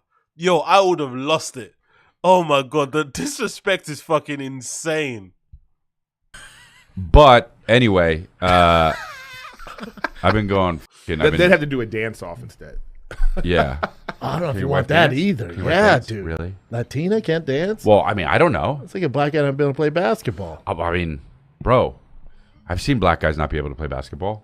Just Chappelle AC. He can't. Oh, it's bad. Oh, really? He's also an expert on Ted Bundy, incessantly sure he's entirely correct, no matter how well read he is or isn't in the current subject. Honestly, it must be infuriating to work as tech for this shit. Ted Bundy never admitted it. In the days prior to his death, Bundy finally confessed to the chilling murders of 36 women. I think it's 70, by the way. Ted Bundy never admitted it. If the initials of BS didn't set you off, maybe some more constant interruptions will. That's where the kids get the looks. Well, this is young Beverly D'Angelo. God, ain't that a bitch? You're Al Pacino, and you just wake up and you go, fuck. Beverly is, No, that's not Brian. Those are kids Bubba, with somebody else. Bubba, I promise that's, you. Brian, who's that on the right over there? That's just his girlfriend, Bubba. I No, know, that's not his girlfriend. Bubba, I know wherever I speak here. Just telling you. Brian, or Chin, type in Al Pacino. His Wikipedia will show up the spouses and kids. That's not them. It is. That's from a different marriage. So Beverly D'Angelo, two kids with her. Again, Schaub really just has. Oh, shut up. Natasha said, men that are into serial killers and true crimes are very sus to me. Yeah, really? I would say anybody that's super into that is a bit sus. I think we all, regular people, I think all have a little phase where you get into that sort of shit. In the same way, I think there was a time where we were probably all watching footage of like Ukraine war stuff, right? Then comes a period where it starts to become a little bit much and you just stop watching it. Stop following it for a little bit.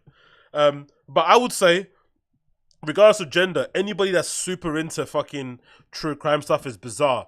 Especially this level of true crime at the moment now. Because when I used to like check out true crime sort of stuff, the furthest it went was like interrogation videos. But nowadays, the level that they're going to now is that they're kind of getting a hold of court documents. They're getting a hold of autopsy pictures and shit. They're getting a hold of images from the fucking crime scene. That's when I'm like, I'm out. You know what I mean? Tell me a story about some serial killer, what they did. Show me an interrogation video, them getting arrested, fair enough. Maybe some courtroom footage. But I'm not looking for autopsy pictures. I don't want to see a crime scene. Sometimes I don't even want to see the fucking weapon.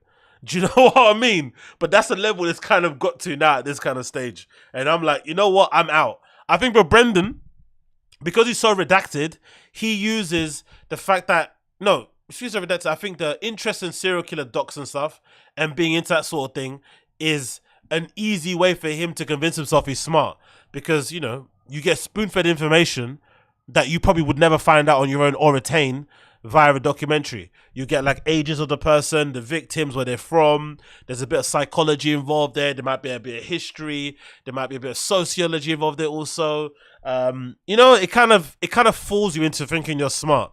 But I think anybody that's super into it, that follows all the podcasts, that watches all the videos, that subscribes to the Patreons, that's on Discord groups discussing serial killers. Yeah, I mean, it's a bit much. It's in the same way, like I said, like, you know, there was a time in my life where I used to fucking love checking out the sub, watch people die. And then over time, you're like, you know what? This is actually affecting me negatively. I can't sleep at night. You just stop watching it. You don't keep watching it for fun. I'm not there watch people die somewhere, eating fucking popcorn. You know what I mean? It's not that level. To A, stop interrupting or repeating jokes. B, play into the jokes people make online to own it and show self-awareness. C, keep studying his craft. Okay, cool. My bad. I see what you mean there, Tashki. Women live our lives with an element of danger that men are oblivious to. Listening to those stuff has literally saved my life. Okay, I see what you mean. That makes a lot of sense.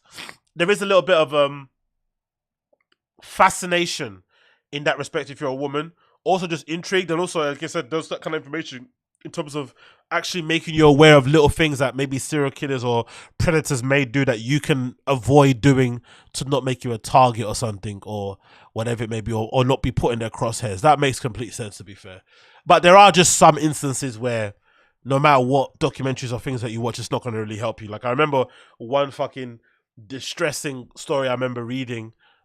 I remember seeing actually one time, I think in the UK, one girl got raped, and the fucking horrible thing about it was that, if I remember correctly, the guy that did it, I think one of his last things, I think sometimes they say when serial killers do crimes, maybe the ones towards the end of them getting kind of caught, they try and go out of the bang. So maybe they start doing things out of routine, maybe out of impulse. They start getting a little bit lazy because they kind of want to get caught. So this time, this guy allegedly, or not allegedly, he did get convicted for it. He went and stalked a couple that was walking through a field or somewhere in the countryside. And he essentially was able to rape the woman in front of her boyfriend while he was basically, you know, I think he threatened him with a knife or something. That was one of the most distressing. And I think it was like broad daylight, middle of the afternoon. He rapes this girl in front of her husband. Somehow. It's fucking awful, awful story. And I remember reading that thinking to myself, God damn. As most comedians weren't doing big shows a few years in, maybe then we won't have an endless onslaught via 130,000 anti-fans at the Fighter and the Kid subreddit. A truly strange situation to be in, and thank you for watching. You know, I'd post it, co-post it, we collaborate, then I'm reading the comments, I was like, do your fans like you? Oh, us? Oh my God. Jay Shaw. Oh, that was a good one. It's like I was like, oh, I remember this world. Well, those aren't fans. Those are... They're listening and posting. Well, exactly. They're listeners. You specifically, I'm like, all Brandon does is fucking try to help others and mind his own business. But they don't know that. Yeah, they just do though. They just think he's cocky football player, and they just think he's cocky football player. And I love that. I love the assumption that everybody that doesn't like Brendan is just like upset that he is a football player, which is a weird thing to be upset about somebody, to be completely honest. But again, it's just another classic trait of lolcows, that inability, or maybe narcissism again, just that inability to understand why somebody doesn't like you. But hey, I guess it is what it is. But big up Retroactive, the continuous implosion of Brendan Schaub, available on their channel. Check it out if you haven't already. Really good little documentaries and compilations they put together. I did enjoy that. Next on the list, I want to quickly go through a couple unique videos before we get to the Gringo Papi shit that I haven't seen. There's two here. Bobby Lee argues with Kalila over taking things from the studio. Let's see what this is about. because I know a lot of you guys in the chat, some people are like, what do you call it? Bobby Lee defenders, and you hate Kalila. And sometimes when I have some opposing opinions about Kalila, I get destroyed in the chat. People start calling me a Kalila cuck or something. It's like, oh, Jesus, guys. But I guess on the internet, especially in comedy community world, Kalila's not got the best reputation. She's not well liked because of some things that she's done, which I haven't really paid attention to. So I'm probably looking at it from the wrong point of view. So there is a lot of people out there who are just fucking hate her in general, and you know they're bigger fans of Bobby Lee. So let's see what they're saying here, because I have a feeling this probably will paint Kalila in a bad light. So let's see what'll go on here.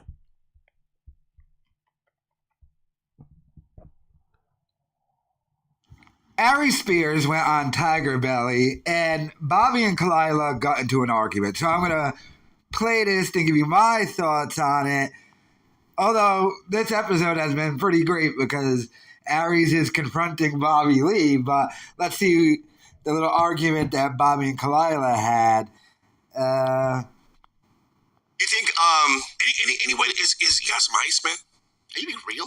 Yeah, I like my drinks cold, man. I'll grab some. Go get some ice. Go get some ice. She does everything, man. Yeah.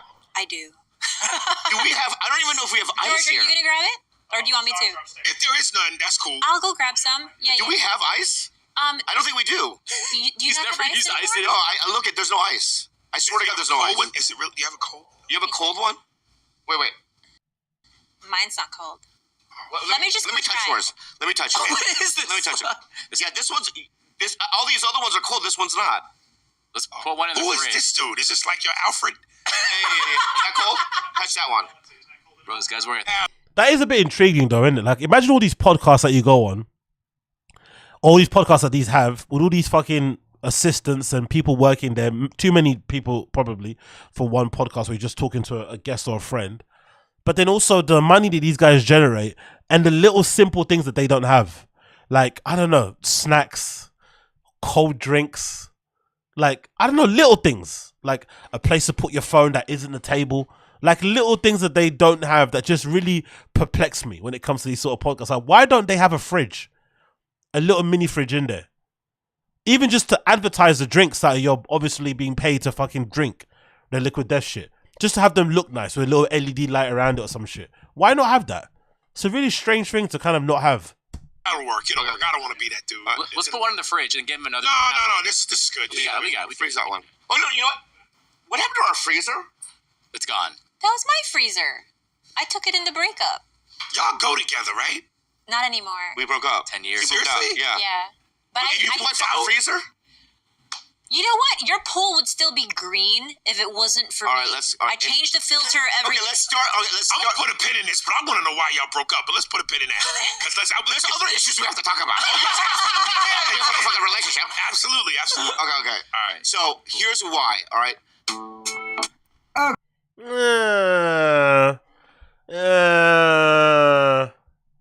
I think Unique fucking clickbaited me with this one. That's a big nothing burger.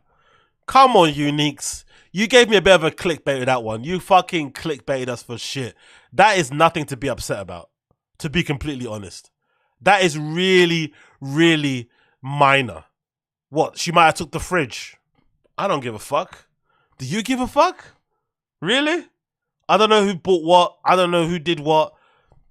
It's a big nothing burger, to be fair. Let's see what the comments are saying. But I think people hate Kalila so much, they're just going to rip into this. But this is a big nothing burger. Kalila, the type of person to do tons of little stuff that no one asks her to do, then use it as an excuse to do shady stuff. Look at this projection. Honestly, what did Kalila... I want to know, what did Kalila do to deserve this level of fucking hate? Like, I want to know. What has she done? She used Bobby Lee as a meal ticket. He used her as a fucking trophy. I think that was mutually beneficial, no? She got a lot out of it, cool. But he also got a lot out of it because he had this, hot lady to fucking use as like, look, I get girls. I don't understand it. Like, I really don't understand it. I swear to God, I don't get this. Honestly, people hate her so much, man. Kalila once spoke of her admiration for angular fish, how the females are dominant, larger sex, and males are small and rely on attaching themselves to the female for sustenance, eventually becoming just an appendage of the female makeup. Nah, come on, man. These motherfuckers are using fucking National History Channel fucking documentaries to justify why they don't like fucking Kalila. Come on, man. Come on, man. Can't stand it when somebody does a favor that you didn't ask for, then uses it against me. Huh? Is that what you got from that clip? All I got from that clip was miscommunication. Because Bobby Lee didn't even know he didn't not have a fridge until they mentioned the ice. And then they had a bit of miscommunication, but that was a nothing burger. I don't understand why this is an issue. Or am I the one bugging out a little bit here? Kalala's the type to fill her Tupperware all you can eat buffet, then boast about how good a customer she is because she closed the lid on the soup. How the hell can you take these things that she's never left? The way she went, if it wasn't for me, is crazy. I never thought Aries would do Tiger Belly talking to... Yeah, I don't get it, man. The Kalila hate is one thing. It's one part of this whole, like, extended Bappaverse thing that I will never understand. Call me a cuck, call me a Kalila simp, a Kalila apologist. I don't give a fuck about that lady. I don't watch a single bit of her content. Don't follow on social media. Couldn't tell you more about her as a person apart from what I see on fucking pods or clips and shit. I don't know nothing about the woman. But I honestly think that a lot of this stuff, a lot of the vitriol that she gets is very, very overblown, in my humble opinion. Because, like... honestly, really and truly, this is fucking a big nothing burger. And what's his face? Unique definitely clickbaited me with the title of that video. I don't think that needed to be made, to be completely honest. But, you know, hey, content is content. And then, let's see his other one here. He's got Brendan Shaw blocked me for criticizing the Gringo Papi. Let's see what happened here when Brendan Shaw blocked Unique.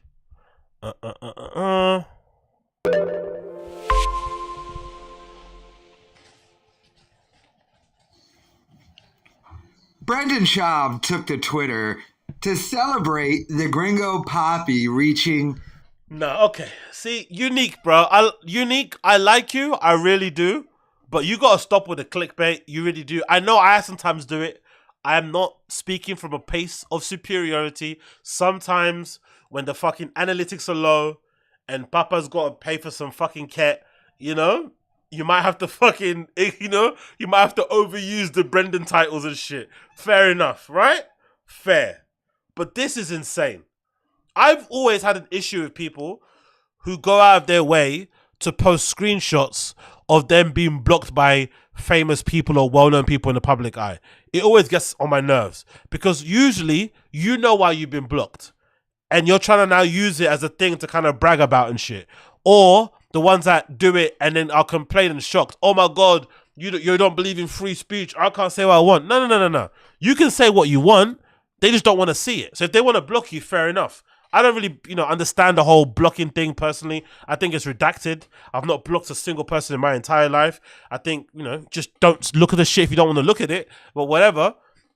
I guess if you're at a certain level and you're getting a certain amount of fucking things coming your way, that's come a point maybe you have to kind of, put the brakes on it. But I just hate all these people, some of them as well, in the Fire and the Kids subreddit do all the time, where they will really say some fucking crazy shit in Brendan's comments, reply to him some mad shit, and then get surprised when he blocks them.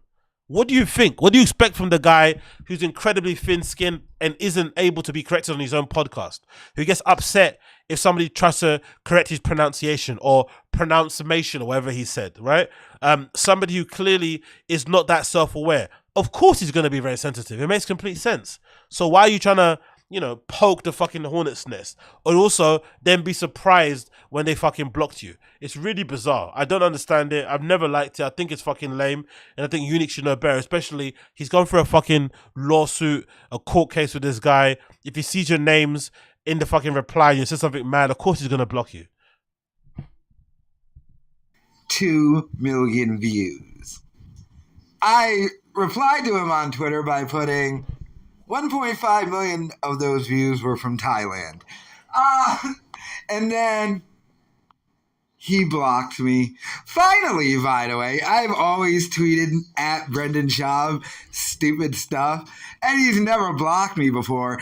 I just always assumed because since he's suing me, he doesn't want to cut off being able to view what I'm saying in case I say something about the case.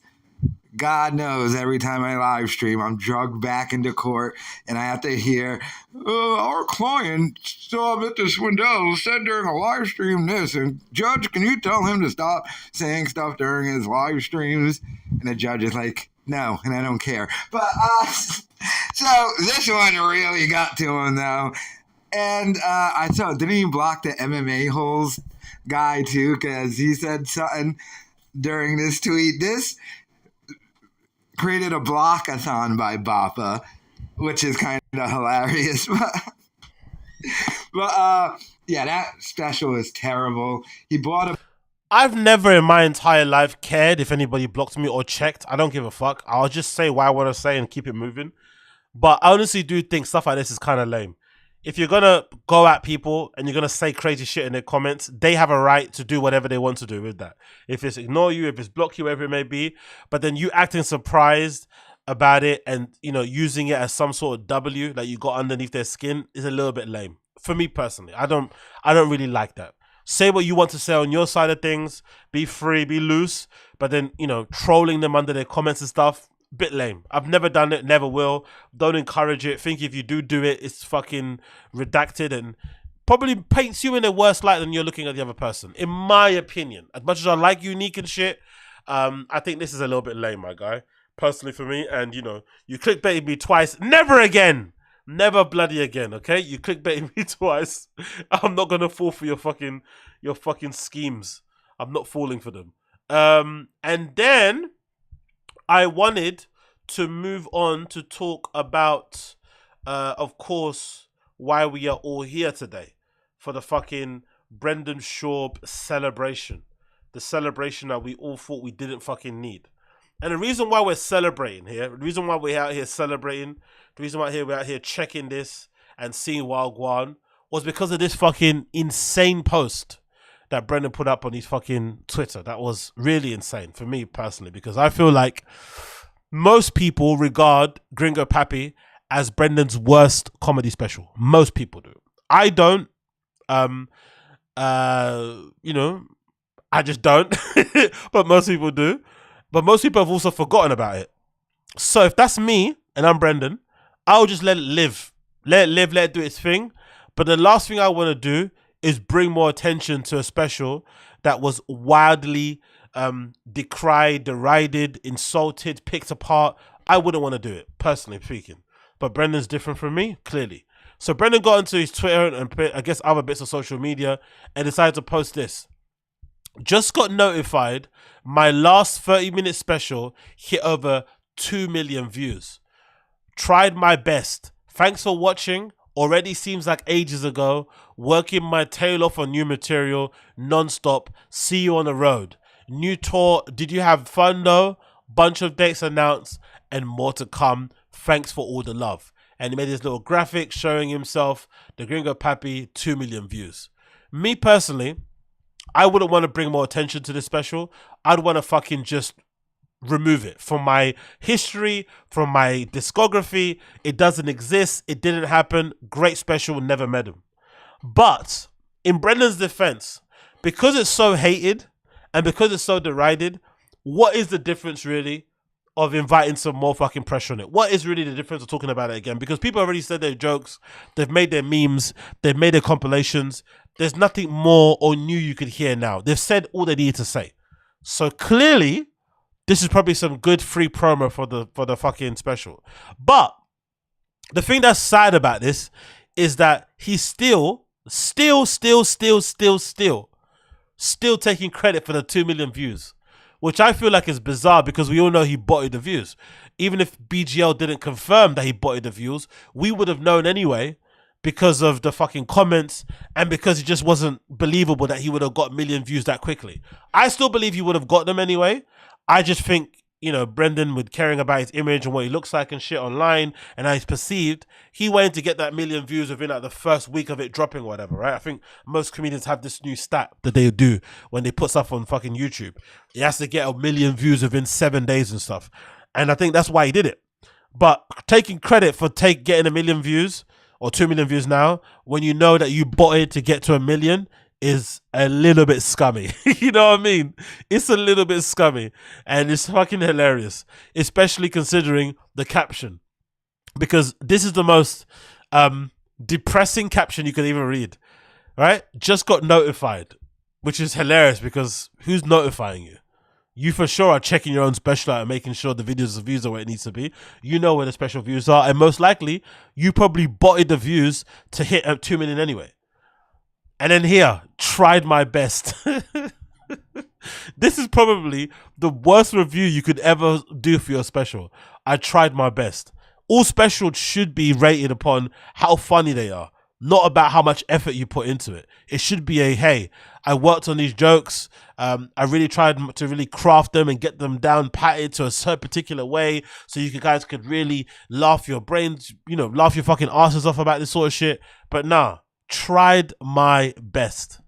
Imagine this being a fucking podcast that you do. Sorry, a material that you put out there, and the first thing that you want to say is that I tried my best. Really, really bizarre way to sort of review your own special. But again, it's more so an illustration of where he's at in his fucking comedy career, that trying your best is the best thing to do. Trying your best, not actually trying to be funny, is the best thing to do. Because when's the last time you've heard of Brendan actually speak about trying to be funny? Every year I'm trying to improve. I'm working on this. I'm working on this new premise. I'm out here on the road doing this tour, blah, blah, blah. It's always trying your best. Very, very odd, very, very weird way of kind of displaying a fucking comedy special. Anyway, with that being said, I wanted to quickly go through and rewatch the fucking Gringo Papi just so we can remind ourselves of this absolute masterpiece, right? Number one. And also to maybe remind myself of the levels of funnies that was contained in this and maybe spot some things that hadn't been spotted when I first did my first watch around of this. It's actually funny to think about it because I actually didn't realize it's been a year since he fucking dropped. Well, he dropped it further than a year ago, but still, it's been a while since it kind of dropped. And it feels like just yesterday that I was watching this on live stream with everybody, laughing my fucking ass off. And I think one of the first things I remember being surprised about when I watched Gringo Papi was I was just surprised that he put it out. I wasn't surprised at how unfunny it was. I was just surprised that having watched the final recorded product, he thought it was something that was worthy of being released under the guise of it being a comedy special, especially compared to how well produced, well shot You'd Be Surprised was, and the amount of budget that went into this. I was like, surely this can't have been a smart move to do because it just looks so bad compared to how good You'd Be Surprised was. That's the only thing that really kind of jumped out at me. I was like, oh, this guy really doesn't get it. Like, for sure. So let's rewatch this and see what I'll go on, because this is going to be fucking hilarious. The Gringo Papi has reached 2 million views, and we need to sit here and rewatch it just for the lols and just for the banter. As you can see there, a nice solid 2 million views there. Look at that. Nice solid 2. But the more interesting metric to kind of view here is a dislike ratio. That dislike ratio is fucking wild. I've only got this viewable because I've got the fucking plugin on Chrome that lets you view the dislike ratio. But most people, if you don't have the plugin installed, you probably won't see this. I think it just says disabled, right? Or it just has the thumbs up. But 252,000 dislikes to 41,000 likes is crazy. That is really, really fucking crazy. So to celebrate getting 2 million views when the sentiment around your video is this is a wild way to kind of block out the haters. But hey, let's just keep it moving. Let's see what the special's saying for the second time around. This is going to be fucking brutal. Day I'm really trying to get it. I take the L and elevate, I push it past the limit. Don't need no diamonds on my wrist, oh God, because I swear the vision big, just like the thick boy squad. Big boy squad, big boy nation. Big boy squad, big boy nation. Running up the miles while they running out of patience. Just the big boy squad, big boy nation. What's up, Dallas?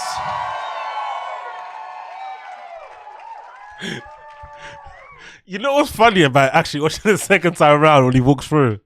It's the What's Up Dallas, because look at how small the room is. I didn't clock that before. It's like a proper like small comedy club, right? He basically walks into that or walks through the entire comedy club in like a second. And it's like, yo, like he's in a fucking theater or something. That's the best intro ever that he actually did. A very unintentionally funny intro. What's up, London? You know what I mean? And it's just me in my room.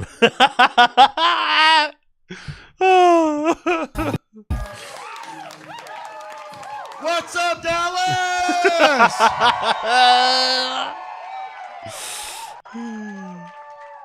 Look at you guys. I'm not used to this. Dallas a little different. There's some ladies in the crowd tonight. I am not used to that. My demo, 18 to 36 bros. That's what I specialize in. It's a real cockfest usually at these things. I don't mind it though. I'm the bro whisperer. That's what they call me. He loves that like overly effeminate thing that he does, right? Right? He loves that over effeminate thing. I don't know what that is about, but maybe it's a crux when you're not funny to have that kind of like, you know, because you get laughs out of like being a bit effeminate, right? It's like an easy laugh to kind of go for. It's like kind of being hacky in a way. But he loves that kind of thing, but which is funny because he doesn't act like that day to day. It'd be way more funny if it was like part of his like podcast personality, but it's not. He just kind of turns on the sass, turns on the gay when he's on stage because he knows it's an easy laugh. Because the contrast of him being a little bit like, you know, whatever on stage and him looking the way he does is going to easily get some easy fucking laughs from people when they're watching him on stage. But it's a funny little management things that he does. Like a little, what's that thing called? It's a little fucking tick that he does whenever he's on stage. I'm the bro whisperer. It's like, okay, brother. We vaccinated up in here, Dallas? Everybody vaccinated? You got it. Dicey.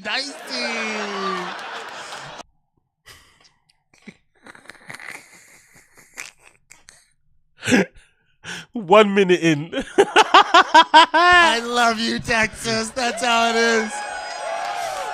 I love it. I love it. There's always one guy. No fucking way, bro. Hey, yo, big up High Def. Appreciate you for the super chat, bro. When is the Tiger Thick Random show? What's up, Dallas? Oh, good one. I can't get any Tiger Thick here, bro. Like, honestly, like, yo, big up Abby Martinez. So happy we can watch together. My friends hate it. Honestly, I don't know when the Tiger Thick thing is going to come because I can't get any over here, unfortunately. Brendan didn't do a good job of fucking promoting or what's the thing called? No, he didn't do a good job of distributing his whiskey. So he doesn't have a fucking partner in Europe and stuff to kind of get stuff over here. So we can't get it here for the most part. And it costs way too much to ship. I'm not buying Brendan Short whiskey and paying $150 for it. Fuck that. So that's not going to happen. But big up you two for the super chats. Appreciate you, High Def and Abel Martinez. That needle's not touching this fucking temple, daddy. As he says, he's taking a nacho, dipping in nacho cheese. Oh, my bad, Mr. Whole Foods. My bad.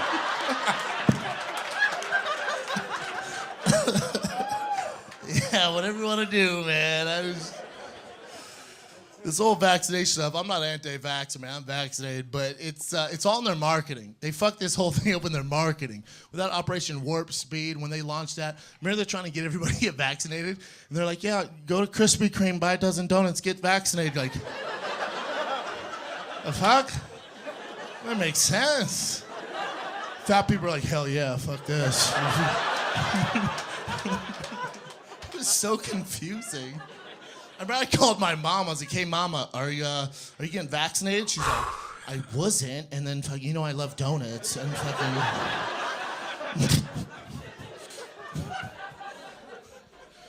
Remember the first dumbass that messed it all up for everybody, scared the shit out of from getting vaccinated? Remember that idiot? He was all over the news stations. The first moron to get that Johnson & Johnson. Clearly a meth addict. Nobody checked into his background. Remember that? They put him on the news. He's sweaty as shit. He was on all the major broadcasts. He's like, "Holy shit, dude!" "Yeah, I got it done. I got that Johnson & Johnson, bro. I don't feel good, bro. I can't stop sweating, bro. I feel like I'm growing wings." I'm gonna lay low for a little bit on the vaccination. I'm just gonna. I know it's only a year ago, and he most likely recorded this a year before that. But even then, the COVID material is so fucking dead. It's so dated. It's so like redundant. It's just, I don't get it. Like a little quip here and there, cool. Keep it moving. But like a whole entire bit on COVID. And look at that face. He legitimately thinks he's crushing it. Like these guys don't fucking know what just hit them. I'm so fucking funny. I'm so fucking hilarious. But this stuff is fucking brutal. And it's all done in rapid speed as well. I think I mentioned it the first time I watched it. But one thing you notice as well, that maybe it's a sign of like, you know, not really being comfortable or not being funny or lack of confidence, whatever. He really does run through this material. He doesn't give things time to breathe. Obviously the fucking forced canned laughter is fucking horrendous, but he's not even given time for the jokes to even land. He's just fucking ripping through it. Absolutely ripping through it like a proper speed run set. He doesn't want to be there any longer than what he has to. Speeds through it, keeps it moving. It's a fucking interesting way to do material, to be honest. Remember that moron? It's all in marketing, man. Like, they need to hire some just a dime piece actor we've never heard of. Just blast them all over the news, right? Just somebody who's fine. Get them on there and just put them all over the news, all over the nation. Like, yeah, dude, I got the Johnson & Johnson. I feel pretty good. I feel great, actually. If I'm being honest, one side effect, I just want to be up front with everybody. Goddamn dick's down to here. Just fucking...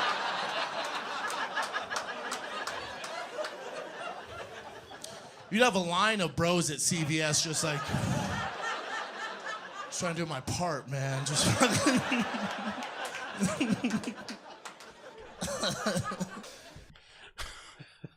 This whole laughing at everything he says, honestly, like, I think it works here and there to kind of maybe punch up your jokes a little bit or give you time to think.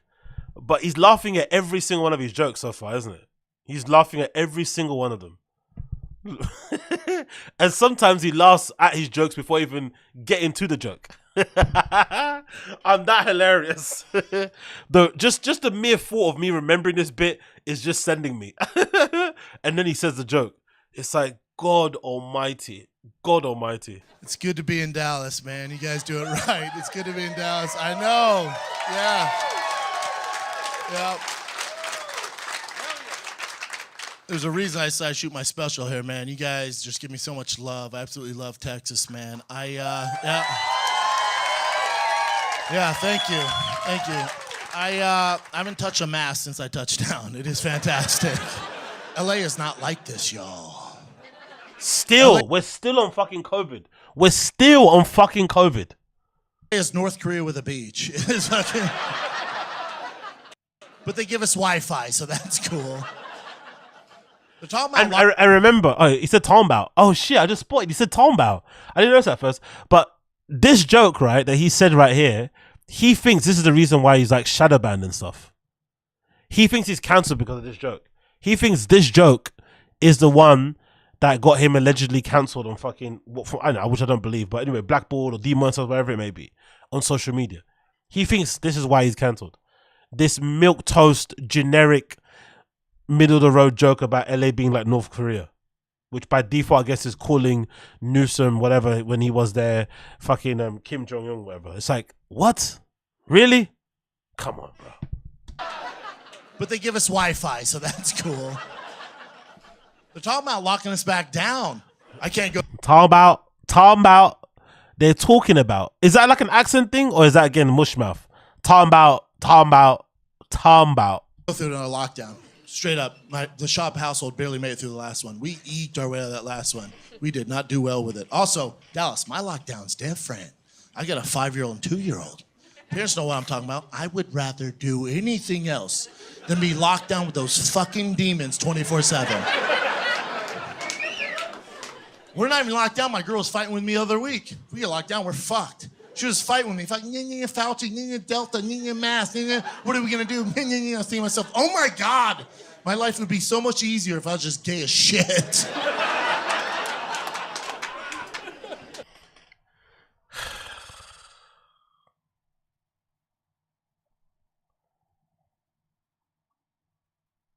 I don't even see like. I don't even see where that could even be funny. I'm trying to think, like, how could you even make that funny? The premise of the joke is him and his family struggled in the last lockdown because of the constraints of being at home together all alone, right? Or the whole time. Which is by default saying that you hate hanging around with your family. I don't then get why the bit in it is, oh, I wish I was gay. Where does that fit into this? Why is that the natural conclusion to run to? Because obviously when you're making a joke, you're trying to exaggerate. But maybe the funnier thing to say, which is maybe the thing you probably is not allowed to say, is that I don't know, wish you was a serial killer so you can kill your wife or something, or whatever it may be. Or I wish I had, I don't know, go some I don't know where even to make it make sense. But I just don't see how the leap of saying, my wife was nagging at me, that's why I wish I was gay, comes into it. It doesn't make any sense, you know?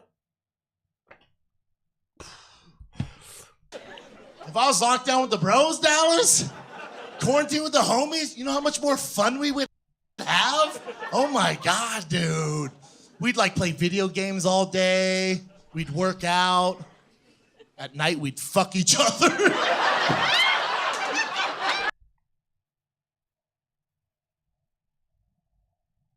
Imagine being in a class, in a group. I keep messing up my words. Imagine being in that room and legitimately laughing at this joke. Like legitimately laughing at that joke. Just imagine for a second.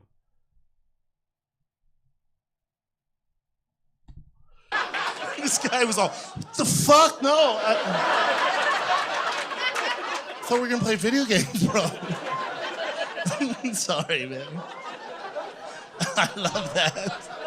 No, fuck no, I'm not into that, dude. I don't want to be locked down with you anymore. I just... What are you going to do, bro? You're bored.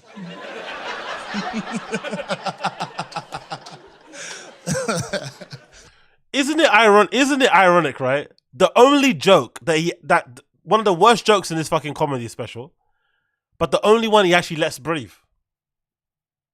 He actually takes some time to let that joke breathe. It's one of the worst jokes that he says. Classic. One can dream, Dallas. One can dream. I never thought I'd say this to a live audience. One thing that I'm grateful for the governor of California, Governor Newsom, for locking us down for an entire year and ruining small businesses. Because I wouldn't have realized this unless I was locked down with my family for an entire year. I realized my girl's not cool. She's just not... She's not a friendly human being. I married a goddamn rattlesnake. She's like, this is my girl. This is my girl, man. This is what I'm dealing with. Yo, listen, LA's different than Texas. They just opened my son's school last week. He hasn't been in school in a fucking year. They just opened it last week, first day of kindergarten. So I got him his first day outfit, looking all fucking fly, dope kicks, giant backpack, backwards hat, looks just like me. I'm walking up for school. I'm like, dude, it's about to be lit as fuck. All his little friends out front in their first day outfits. I'm like, oh my God, you guys are cute as shit. I need to document. Yo, he must be on something, innit? Was this special sponsored by Adderall? Because a part of me feels like sometimes when you get on stage and you're nervous, you do ramble a bit. You kind of like, you ramble because you're super nervous. But fucking hell, bro. He is motor mouthing his way through this fucking bit. absolutely blitzing his way through this. And you can't even get a handle on what's going on. 1 minute he was speaking about his wife, his girl, which is absolutely redacted also. Also, grow up. Grow up. If you've got 2 kids with this lady, and you've been with her for more than 5 years, it's your wife. Stop calling her your fucking girl. You're not fucking 22. Just allow that. Whatever. Anyways. 1 minute he's talking about Newsom. The next minute he's talking about taking his kid to school. This special was definitely sponsored by Adderall. I wonder if BJ actually mentioned that. I don't think he did. But I wonder if this was one of the specials that was sponsored by Adderall, because he is fucking blitzing through this. At this, I go, T, get tight. There's a bunch of you squeezing tight. Daddy's going to take a picture. Ready? Cheese on 3. Ready? 1, 2, 3. Cheese. They're all cheese.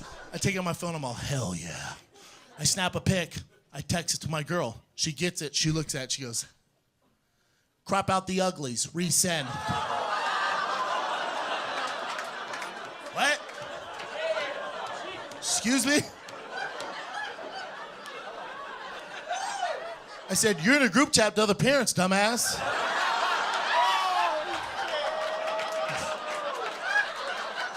Savage, y'all. Savage.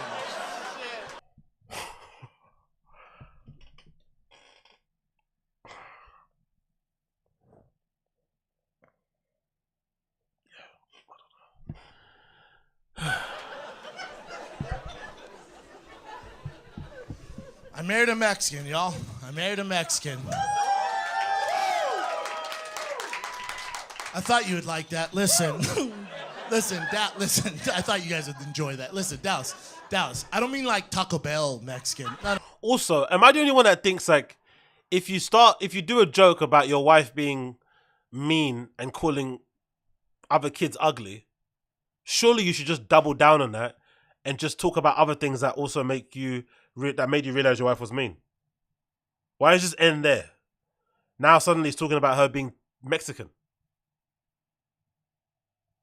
No. I see somebody, Tom, 2 speed. No, we're not going to be putting this at fucking 2 speed. We're not doing this at 2 speed. We are going through every single bit of this special frame by fucking frame, because it's got 2 million views and we are celebrating. It's the celebration stream. Don't you see the title? It's celebrating the fact that one of the greatest specials in history has got 2 million views. So we're going to watch this in painstaking detail. Okay? Painstaking detail. Frame by frame. Okay? If you're dying a little bit inside, I'm sorry. Okay?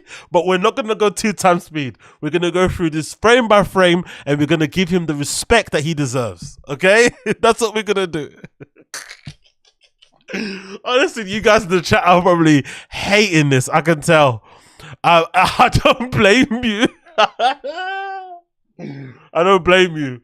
Dislikes, you're more than welcome to dislike this stream if you want. I won't take it personally. Dislike the stream if you want, either as a reflection of my streaming ability or how terrible this special is. But dislike away. I don't blame you in the slightest. No. I'm talking Guadalajara. Born and raised. Came to the States 10 years ago. Illegally Mexican.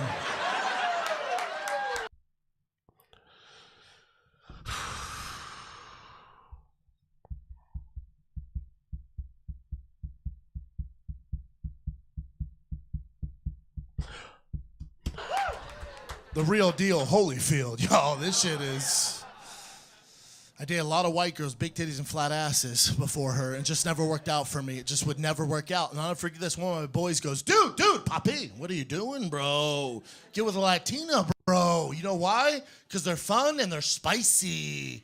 No doubt, definitely spicy. Girl spicy, right? Girl spicy. You know what spicy means? They're assholes. That's what that means.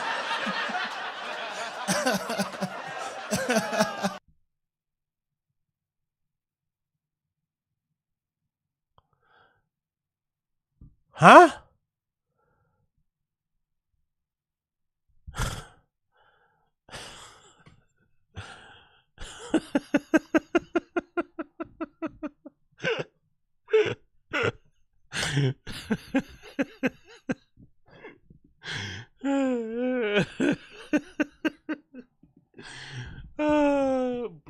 is a fucking legend, man.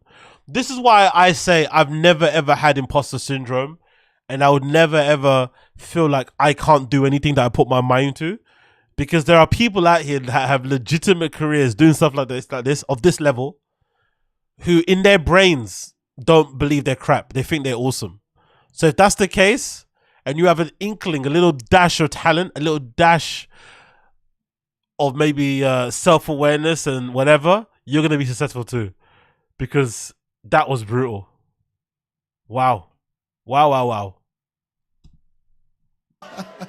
Sorry, man. Dude, when we first got together, she was cooking authentic Mexican food 7 nights a week. I'm not used to this. I was like, what?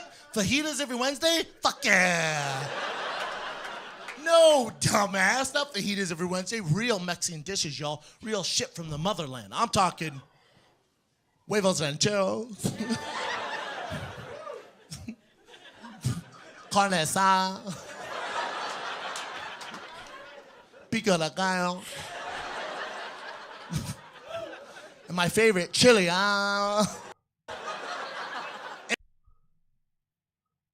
God almighty, bro. Yo, big up High Def. I hope Radcliffe buys Man U and invests in your community in Manchester. You're not gonna get me this time. No, thank you. Nope. I'm not getting triggered.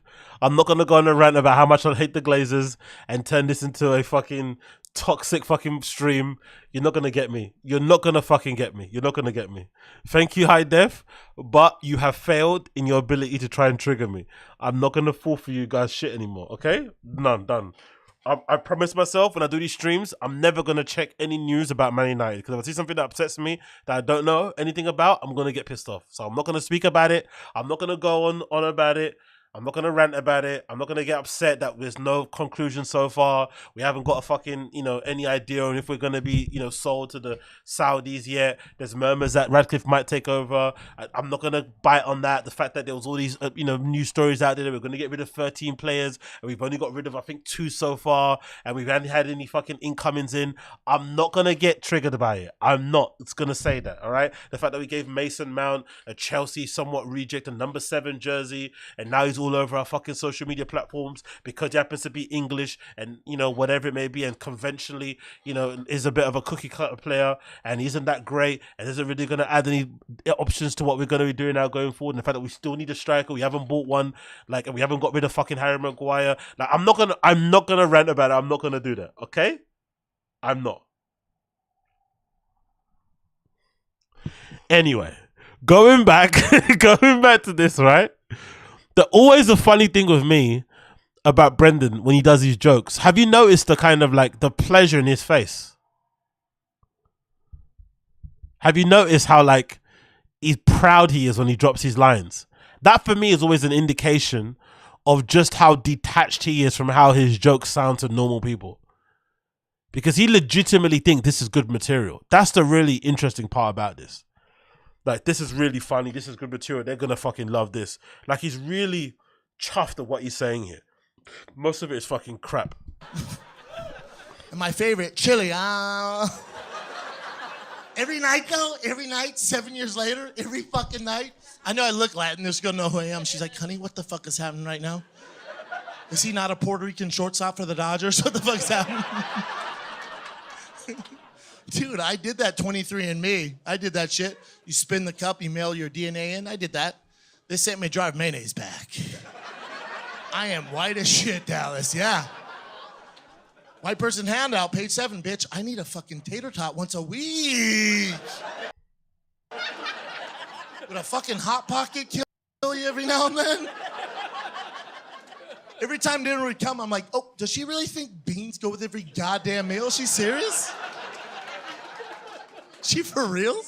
Every time dinner would come, like, does it ever occur to her? Maybe Brendan's not trying to shit his pants tonight. How about that? Fuck. Every time dinner would come, my asshole would go like this. Fuck, bro. Fuck, bro. Fuck. We're dying down here, Papi. It's so spicy, bro.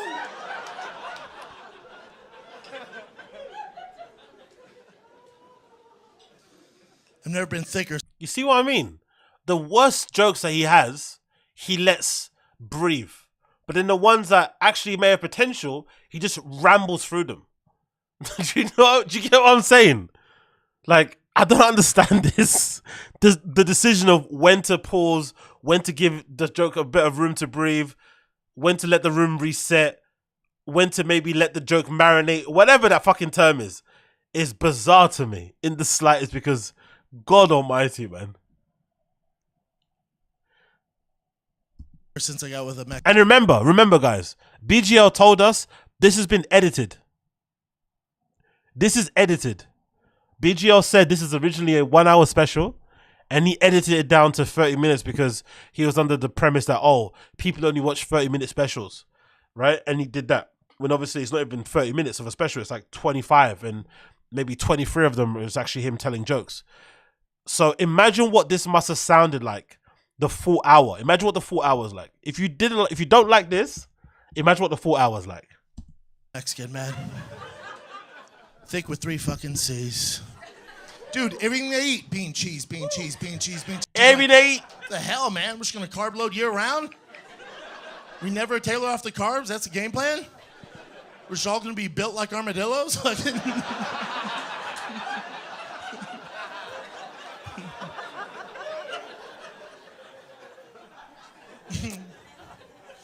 I got so thick in the pandemic, I decided to go on a keto diet. If you know what keto is a diet where you can't eat Mexican food. That's the diet. It's pretty easy to stick to, man. Just don't touch a fucking tortilla, you know what I'm saying? Here's my problem, though. Here's my problem. Every Friday, my mother-in-law cooks my favorite Mexican food at my house. She has her own house, but does it at mine. It makes no sense. Hold on, how do you pronounce law? Is it Lao? Was that Lao? You know what I'm saying? Here's my problem, though. Here's my problem. Every Friday, my mother-in-law cooks my... He says mother-in-law. Why can't you pronounce law? Yo, this man's mouth is extremely interesting to analyze. Law. Hold on. Here's my problem, though. Here's my problem. Every Friday, my mother-in-law cooks my... Mother-in-law. Honestly, that's the best shit I've ever heard. Mother-in-law. Mother-in-law. Please, that's so good. Here's my problem, though. Here's my problem. Here's my problem, though. It always starts from there anyway. Every Friday, my mother-in-law cooks my favorite Mexican food at my house. She has her own house, but does it at mine. It makes no sense. So before I started this keto diet, I went up to my girl. I go, hey. Oh, did you hear that also? He says taquito. He doesn't say keto. It's taquito. What's taquito? It makes no sense. So before I started this keto diet, I went up to my girl. This keto diet. Yo, this must be... No, I think part of the pronunciation thing is obviously the fact that, you know, the guy's redacted. But I honestly do think there's something wrong with his mouth. It wouldn't surprise me. He's the kind of guy that doesn't believe in dentist. Probably doesn't believe in having good oral hygiene. And he probably has some sort of like thing going on in his mouth. Whether he's got like an abscess or something, or some sort of like, you know, inflamed tongue or something. Because that is so weird, isn't it? Staquito. Where did the S come from? Staquito. Here's my problem. Every Friday, my mother-in-law cooks my favorite Mexican food at my house. She has her own house, but does it at mine. It makes no sense. So before I started this keto diet, I went up to my... See? Staquito. Staquito diet. I go, hey, you know I love your mom. Her food, best in the world. It's my favorite. That's why I'm so fucking fat. Listen. Do me a favor, though. I don't want to be tempted. I don't want in the house. Do me a favor. Tell your mom I'm on keto. Can you do that? She goes, why don't you tell her? She speaks English. I went, but she doesn't, though. But she doesn't. You keep saying that, and she clearly fucking doesn't. You know what's funny about this bit? Because the whole premise around this bit is that he lives in a very Mexican household, right? But then the funny thing is that his wife is actually from California. She's not even like a, you know, the kind of Mexican person that he's describing. And the even funnier thing about it is that his mother-in-law, right, actually speaks better English than him. She looks like a very nice lady. She clearly looks like she can speak English because, you know, she doesn't look like a Mexican lady that you think wouldn't be able to speak English. So if anything, he's actually married to very, what would you say, American-looking Mexican people. Not even like a Mexican person that you'd think was fresh off the boat per se. But in the fucking bit, he's trying to make it seem like he lives in the middle of Mexico City in his own house. When in actuality, they speak. That's the thing that doesn't make any sense in this premise. It's such a bizarre way to kind of take the joke. Because you could even say the funny part of the joke is just that the Mexican older lady won't understand why you don't want to eat her food. It doesn't need to be a fact that she doesn't understand English. It could just be like a cultural thing. Because she wants to feed you. She wants to make sure you're looked after. She doesn't understand why you just don't want to eat. That could just be the funny thing in itself. You don't need to lie that she can't speak English, which she clearly can. You know, that's the thing that I don't understand about it. Like, you could easily still make the joke somewhat believable and funny by just saying, oh, she's a Mexican mother-in-law. She's like any other mother. She doesn't want to, you know, she always wants to make sure I eat. Every time I'm not eating, she's always asking if I need something to eat. Something on those kind of lines. But doing this whole premise is just bizarre to me. When she can clearly speak English and there's videos of her speaking English very, very well.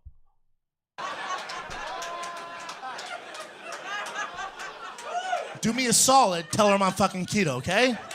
8 weeks goes by, your boy hasn't touched a fucking tortilla. Nothing. I walk in the house last Friday. Sure enough, there's a fucking fiesta of my favorite food. You know how like Theo Von can't bring out cocaine?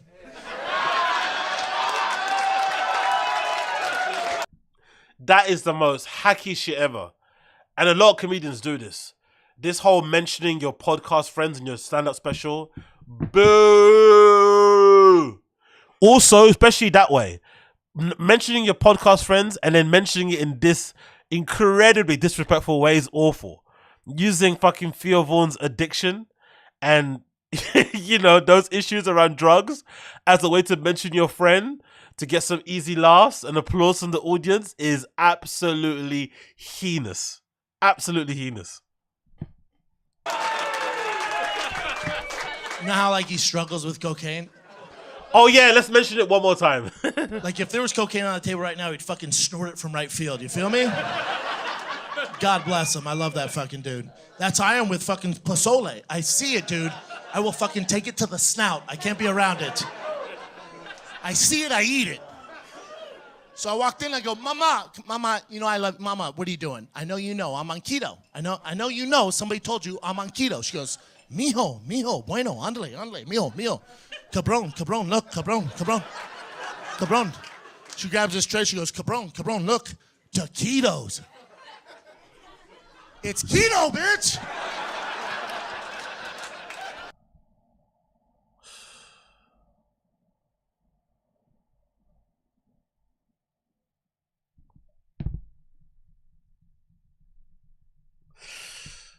Ah!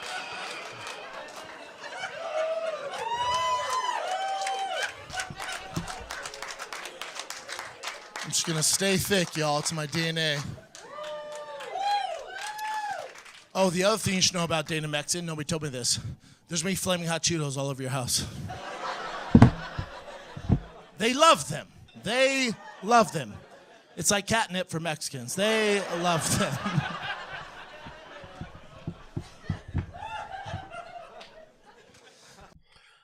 What a weird little thing to just insert there, isn't it? Flaming hot Cheetos. It's like, what?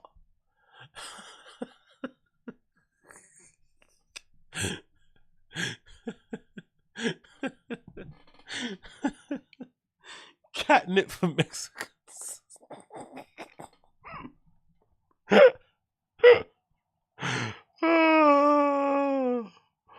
Oh, mate. That's fucking brilliant. That is fucking brilliant.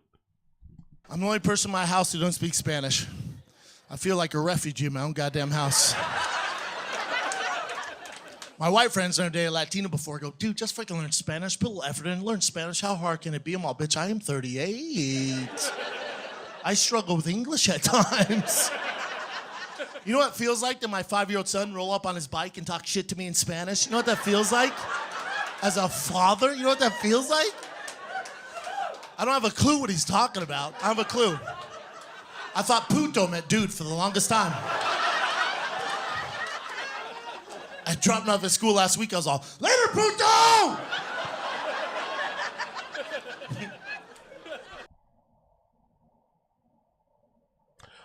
Teacher's like, what the fuck? I'm all, puto, puto.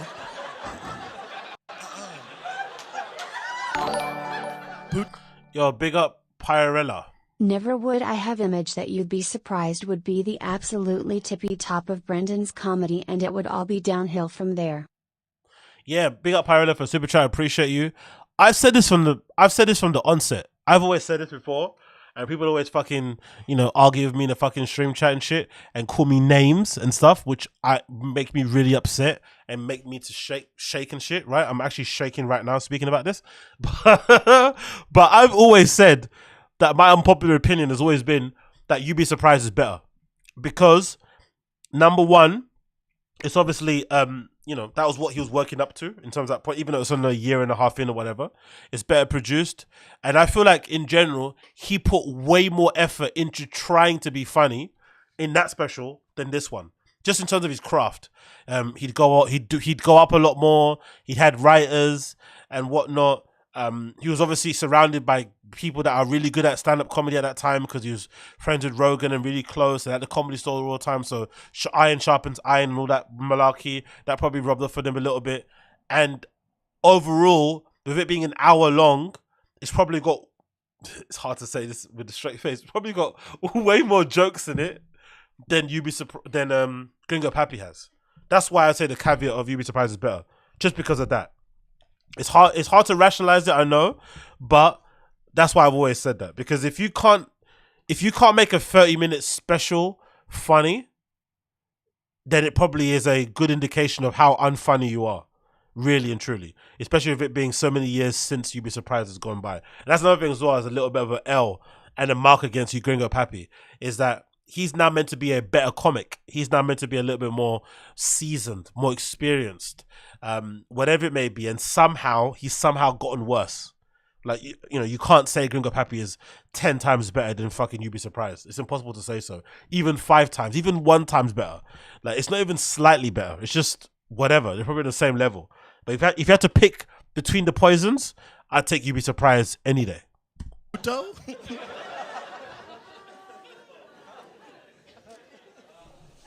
One of the many things I love about the Mexican culture is, and I do love your culture, man. One of the many things I love about it is you guys always have something to celebrate.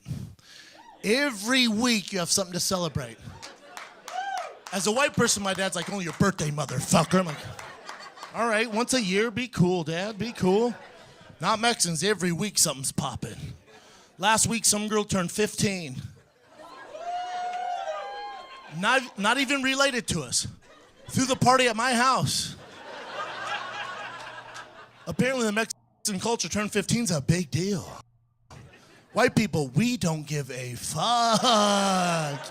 These Mexicans gave all the fuck, yeah. I walk in the house, these Mexicans give a fuck about social distancing. There was a mask in sight. I walk in the house, there's a mariachi band. They're beating the shit out of this piñata. There's flaming hot Cheetos spraying over the goddamn living room. I walk in, I look at my girl, Jesus Christ, quite the party. What are we celebrating? What, she into Harvard early? What's going on here? She goes, nope, just turned 15. I went, fuck yeah, that makes sense. Fuck yeah. The other thing I love about the Mexican culture is you guys stick together. You guys are so loyal to each other. You fucking have each other's back, and I love that. White people, we're not like that, are we? As soon as we turn 16, we're all fucking see you, Peter and Debbie, and fucking... Those are my real parent names. I told you I'm white as shit, man. Yeah, Mexicans stick together. Yo, big up High Def. How did you balance being a great athlete and staying up late as a DJ? Thank you for the super chat. You guys are fucking dumb. Like, you never walk into a bar and see one Mexican hammered by themselves. No way. They're there with their amigos. I was taking my family out for dinner the other night. By family, I mean all 15 of them. And we walk outside and they all gather around my car. I drove a 2-door coupe. It makes no fucking sense. And my mother-in-law's at the trunk. I'm all... Mama, we just talked about this inside the house. Remember, you have your own car. I will text you the address. We will meet at the restaurant. She goes, no, mijo. We fit. The fuck? No, you don't fit. She goes, bueno, we fit. I went, please don't do this. I promise you, you do not fucking fit. Sure enough, we fit, y'all. We fucking fit, man. Yeah. Crazy, yeah. 2 of them were hanging off the spoiler, didn't give a fuck.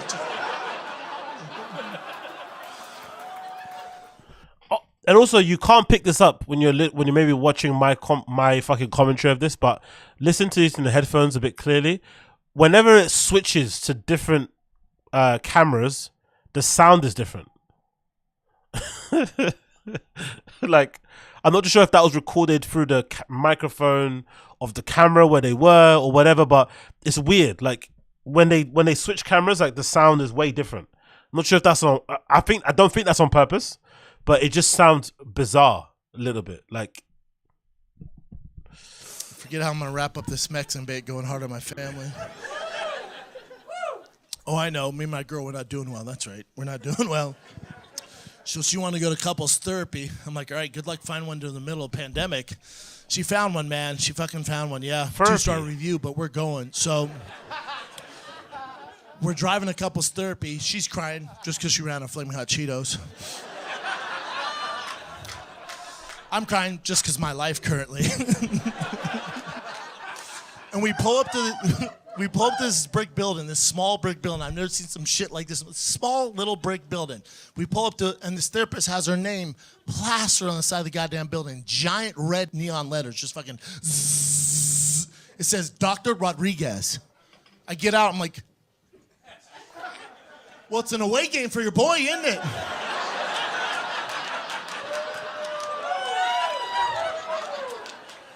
We did not go in there, Dallas. We did not. We're looking for a Dr. Robinson, maybe Dr. Allen at this point, you feel me? A little home field advantage.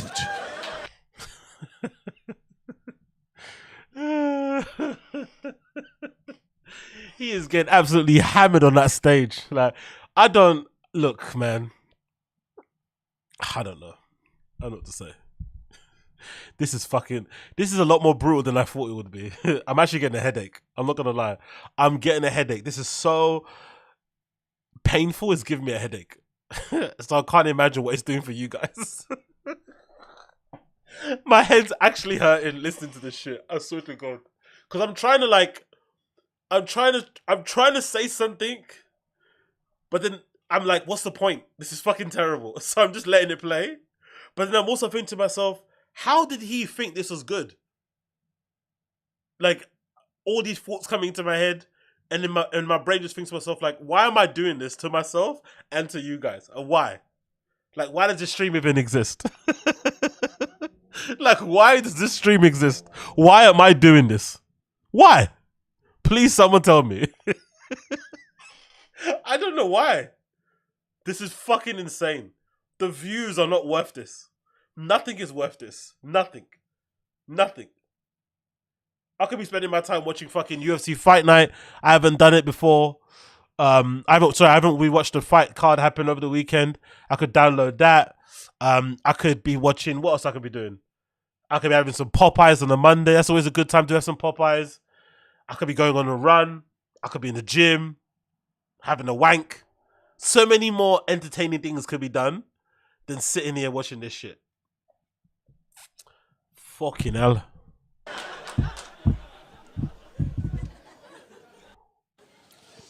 I moved in a house recently. Moved in a new house in LA. Whenever you move in a new house, it's always weird, but it's even weirder in the middle of a pandemic. So we moved in a new house. My girl goes, Papi, I've seen the neighbors. They're pretty old. Let's play it safe. They're probably COVID conscious. Why don't you just go over and introduce yourself, right? I'll pick some Mexican cookies, and you go over there. I'm like, what the fuck's a Mexican cookie? What are you talking about? It's like a chocolate chip with salsa all over it? What are you talking about?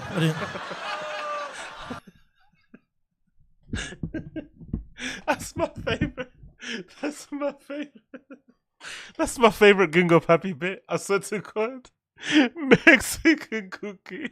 Salsa. Imagine what the special was before Akash got flew out to edit it last minute. Big up Uche for the $3 donation. Appreciate you. Imagine what the special was before Akash got flew out to edit it for the last minute. Yo, this is my undenying this is one of the things that I wish would happen. It won't happen, but I wish it would. I really do wish one day we get the fucking James Gunn Snyder cut of Gringo Papi. We need it. We need the full unedited cut of this because I'm sure BJ wasn't lying, right? But I can't imagine what this sounded like 1 hour with no cuts and no edits. What a 1 hour set of this sounded like. I can't imagine it. But I would like to see. I really want to see what the 1 hour Gringo Papi special is like. That's what I want. I want to know what jokes didn't make it. I want to be able to judge and be able to see what jokes didn't make it. I'd love to see that. We need that. He needs to drop that. He needs to drop an unedited director's cut, full length of Gringo Papi. We fucking need it. Just to see what was left, what fucking was cut off the chopping block or whatever it may be. Oh, God almighty. What a fucking impressive guy. I'm like, that's a terrible idea. I'll take it. I'll figure it out. So first night in the new house, everything's all good, man. Everything all good. Kids fall asleep, girl falls asleep, I fall asleep, all good. 3 a.m. on the dot. I'm woken up to, I'm like, what the fuck is howling outside? Whatever. Next day I install the security stuff, cameras, the Ring stuff, all that stuff, the doorbell, all the Ring security stuff, all good. Fall asleep that night. Kids asleep, girls asleep, I fall asleep. 3 a.m. on the goddamn dot. I'm woken up again. I'm like, there's a goddamn gargoyle outside my window, dude. What I didn't know about this Ring app, you download the app, there's an entire community of people just snitching on each other. It's like Tekashi 6ix9ine made this app. It's fantastic. Listen, dude. I scroll that app for hours looking for real crime. I'm like, come on, dude. Somebody fucking kill someone. Who do you think that woman is in the background cackling at this joke? Cackling at fucking Ring camera jokes. Who is that woman? I want to meet her. And I want to ask her some questions. She is howling in the background. Unless you believe that laughter is canned. But I want to know why this lady in the crowd legitimately thinks this is fucking the best bit she's ever heard. Oh my God, he's talking about Ring cameras. Oh my God, I can't believe he went there. You can't believe he went there. No, Ring cameras. Like, who the fuck is that lady? Lady, whoever you are out there, please step forward. We need you. We want to hear from you. What else do you find funny? What type of music do you listen to? Where you're from? How old are you? Are you an alcoholic? Were you very wasted on this evening? Please let us know. Somebody, for God's sakes. You know how much First 48 I watch? I'm like, we got 48 hours, bro. Let's get going here, man. You know what I keep thinking about just watching this still? Everything I eat, bean cheese. Everything I eat, bean cheese. That's the thing that I don't know why it pops into my head every minute or so. Everything I eat, bean cheese. Everything I eat, bean cheese.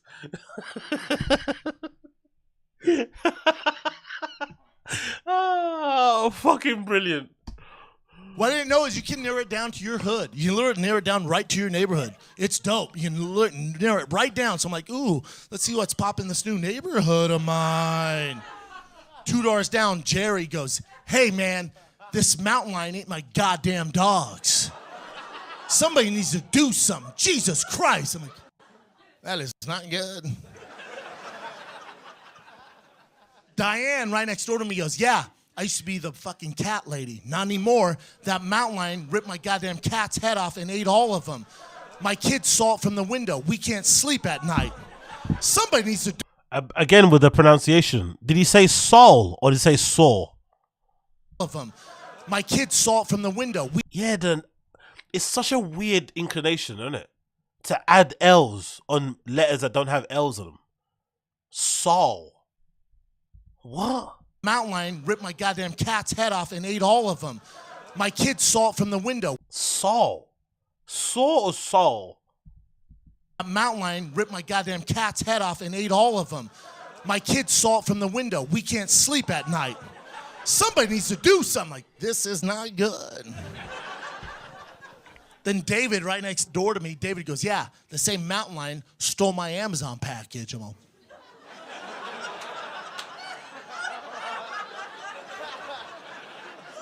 all right, dude. But that gives me the idea. I'm like, ooh, I know how I'm going to introduce myself to the new neighbors. I'm going to take care of this little kitty problem for them. That's what I'm going to do. This is going to be easy work. But I need to buy a gun. I need to go buy a gun. Listen, Dallas, I've never owned a gun, never shot a gun, played Call of Duty twice. I'll figure it out. So I go into my local LA gun store. Again, I've never bought a gun. I got so hustled in there. I got so bamboozled, dude. Listen, I've never shot a gun. I walked out with an AR-15, like the red laser thing on top of it. I walked out with the Zero Dark 30 Navy SEAL night vision helmet. What? I was like, dude, 19 grand for all this? Hell yeah, bro. Fuck yeah, it's a steal, bro. No, I'll wear it out. No, I can see everything, dude. That cat's fucked, bro. Yeah, I'll keep you posted. And I'll let you know, man. Yeah, thank you. Dude, killer deal. So I get home, listen, I've never owned a gun. I'm hyped up. I'm loading the gun. I got my fucking night vision on. I'm like, this shit is fucking dope, dude. In my head, I'm like, right, this is how I'm envisioning this, right? That cat shows up at 3 a.m. every night, right? So I'll be sleeping. It's 3 a.m. It's late. I'll be sleeping, right? I'm gonna hear, wow! I'm gonna fucking pop out of bed, right? I'm gonna fucking, yeah! And then I always have my Uggs bedside, right? My Uggs will be right there. Be cool. Tom Brady wears Uggs, so I'll slide my Uggs on, right? I'll have my AR-15 like this. I have my Zero Dark 30 night vision like this. My big dick's right there still. So I'm like, I don't know why I threw that in, but be cool. So I'm fucking, she's so offended. So I'm here, right? So I'm hearing that cat's, I'm like, ram, like, enough's enough, dude. I'm gonna slide that sliding door open, like, yeah. And every video I've ever seen, like online, those mountain lions have like those soft, wet, black noses. I'm gonna punt them right in that goddamn nose, fucking, and then I'm looking at my Ring camera and go, World Star!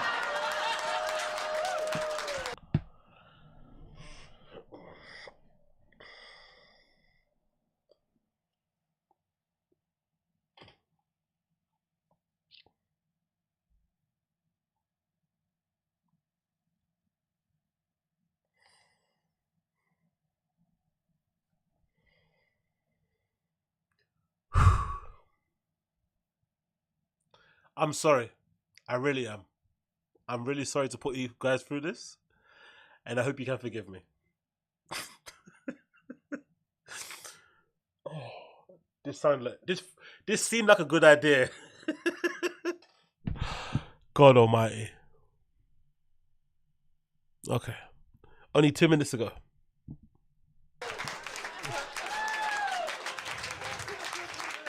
Your boy's gonna go viral. It's gonna be lit as fuck. I can't wait, man. So that next night, right? I'm pacing back and forth. My girl's like, go to bed. I'm all, shut up, bitch. I'm fucking here.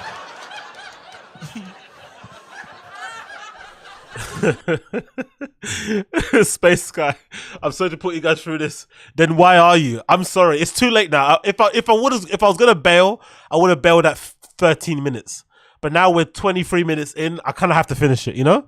I do apologize. I do apologize. I've probably destroyed my reputation with some. I probably have some non-fans for life now. They like to see me like, no, never again. This is the guy that put fucking Gringo Papi on and kept pausing it. It's bad enough that I'm streaming this, but I'm longing it out by fucking pausing it every 2 minutes.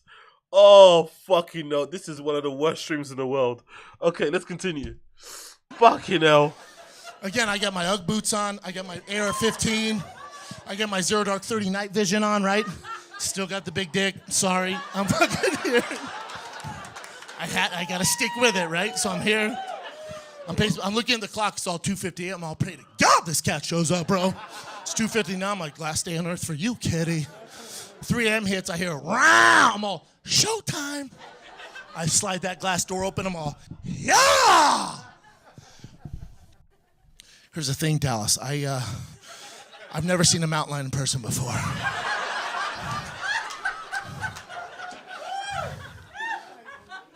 In my head, I was thinking like a small type of bobcat type of thing, right? Like, the gun's a little extreme. Probably don't need the Navy SEAL night vision, dude. Like, can probably grab it by the scruff of the neck and be like, enough's enough, kitty. Wow, wow.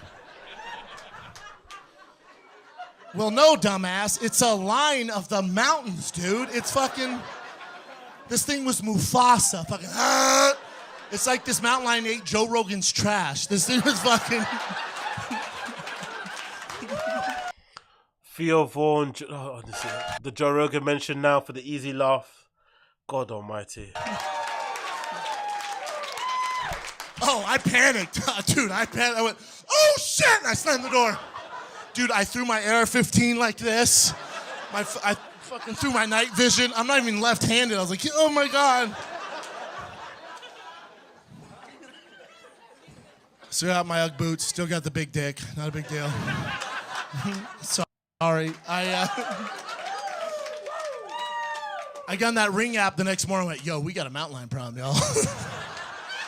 Dallas, that's my time. I love you guys.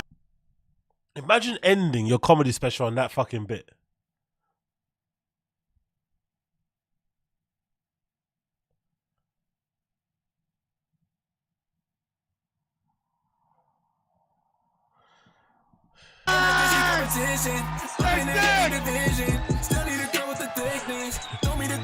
Look at his friend hyping him up. Everyone needs that. Everyone needs that one black friend, innit? That one black friend who's hyping you up but just using you at the same time. Oh. I'm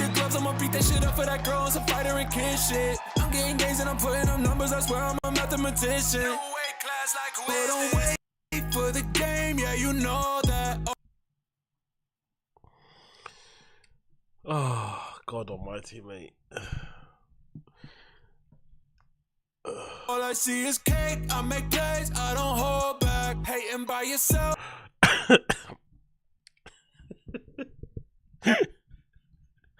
Oh, this has been fucking fun. I've got a literal headache. My head is spinning. I'm not gonna lie. I've got an actual headache. An actual headache.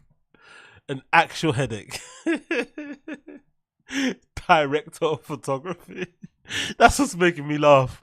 Imagine putting this on your fucking credits. Imagine putting this on your fucking portfolio website or shit or whatever, right? Or your IMD stuff or whatever. Imagine. To show off some of your best work, you use Gringo Papi. That's a L. You can hold that. Once you rocking with the TB and you never. Of course, we've got a picture of Theo Vaughn here to kind of get some extra sympathy points here. There's additional camera operators here. It's the Big Boy Squad, Big Boy Nation, Big Boy Squad, Big Boy Nation. Oh my God, man. Legitimately one of the most funniest, legendariest comedy specials of all time. 2 million views later. 252,000 dislikes. And still it's as worse as I remember it, to be honest. Definitely still as worse as I remember it being when I first watched it all those years ago. Bloody hell, man. What an absolute horror show. And again, I do apologize for putting you guys through it. You know, it's been a real tragedy to have to let you guys to come to this shit. But you know how it is. You know, the game is the game. Oh, that shit was so bad. Oh my God, I've got an actual headache from watching that. I'm not gonna lie, like an actual real headache. God almighty, mate. Anyways.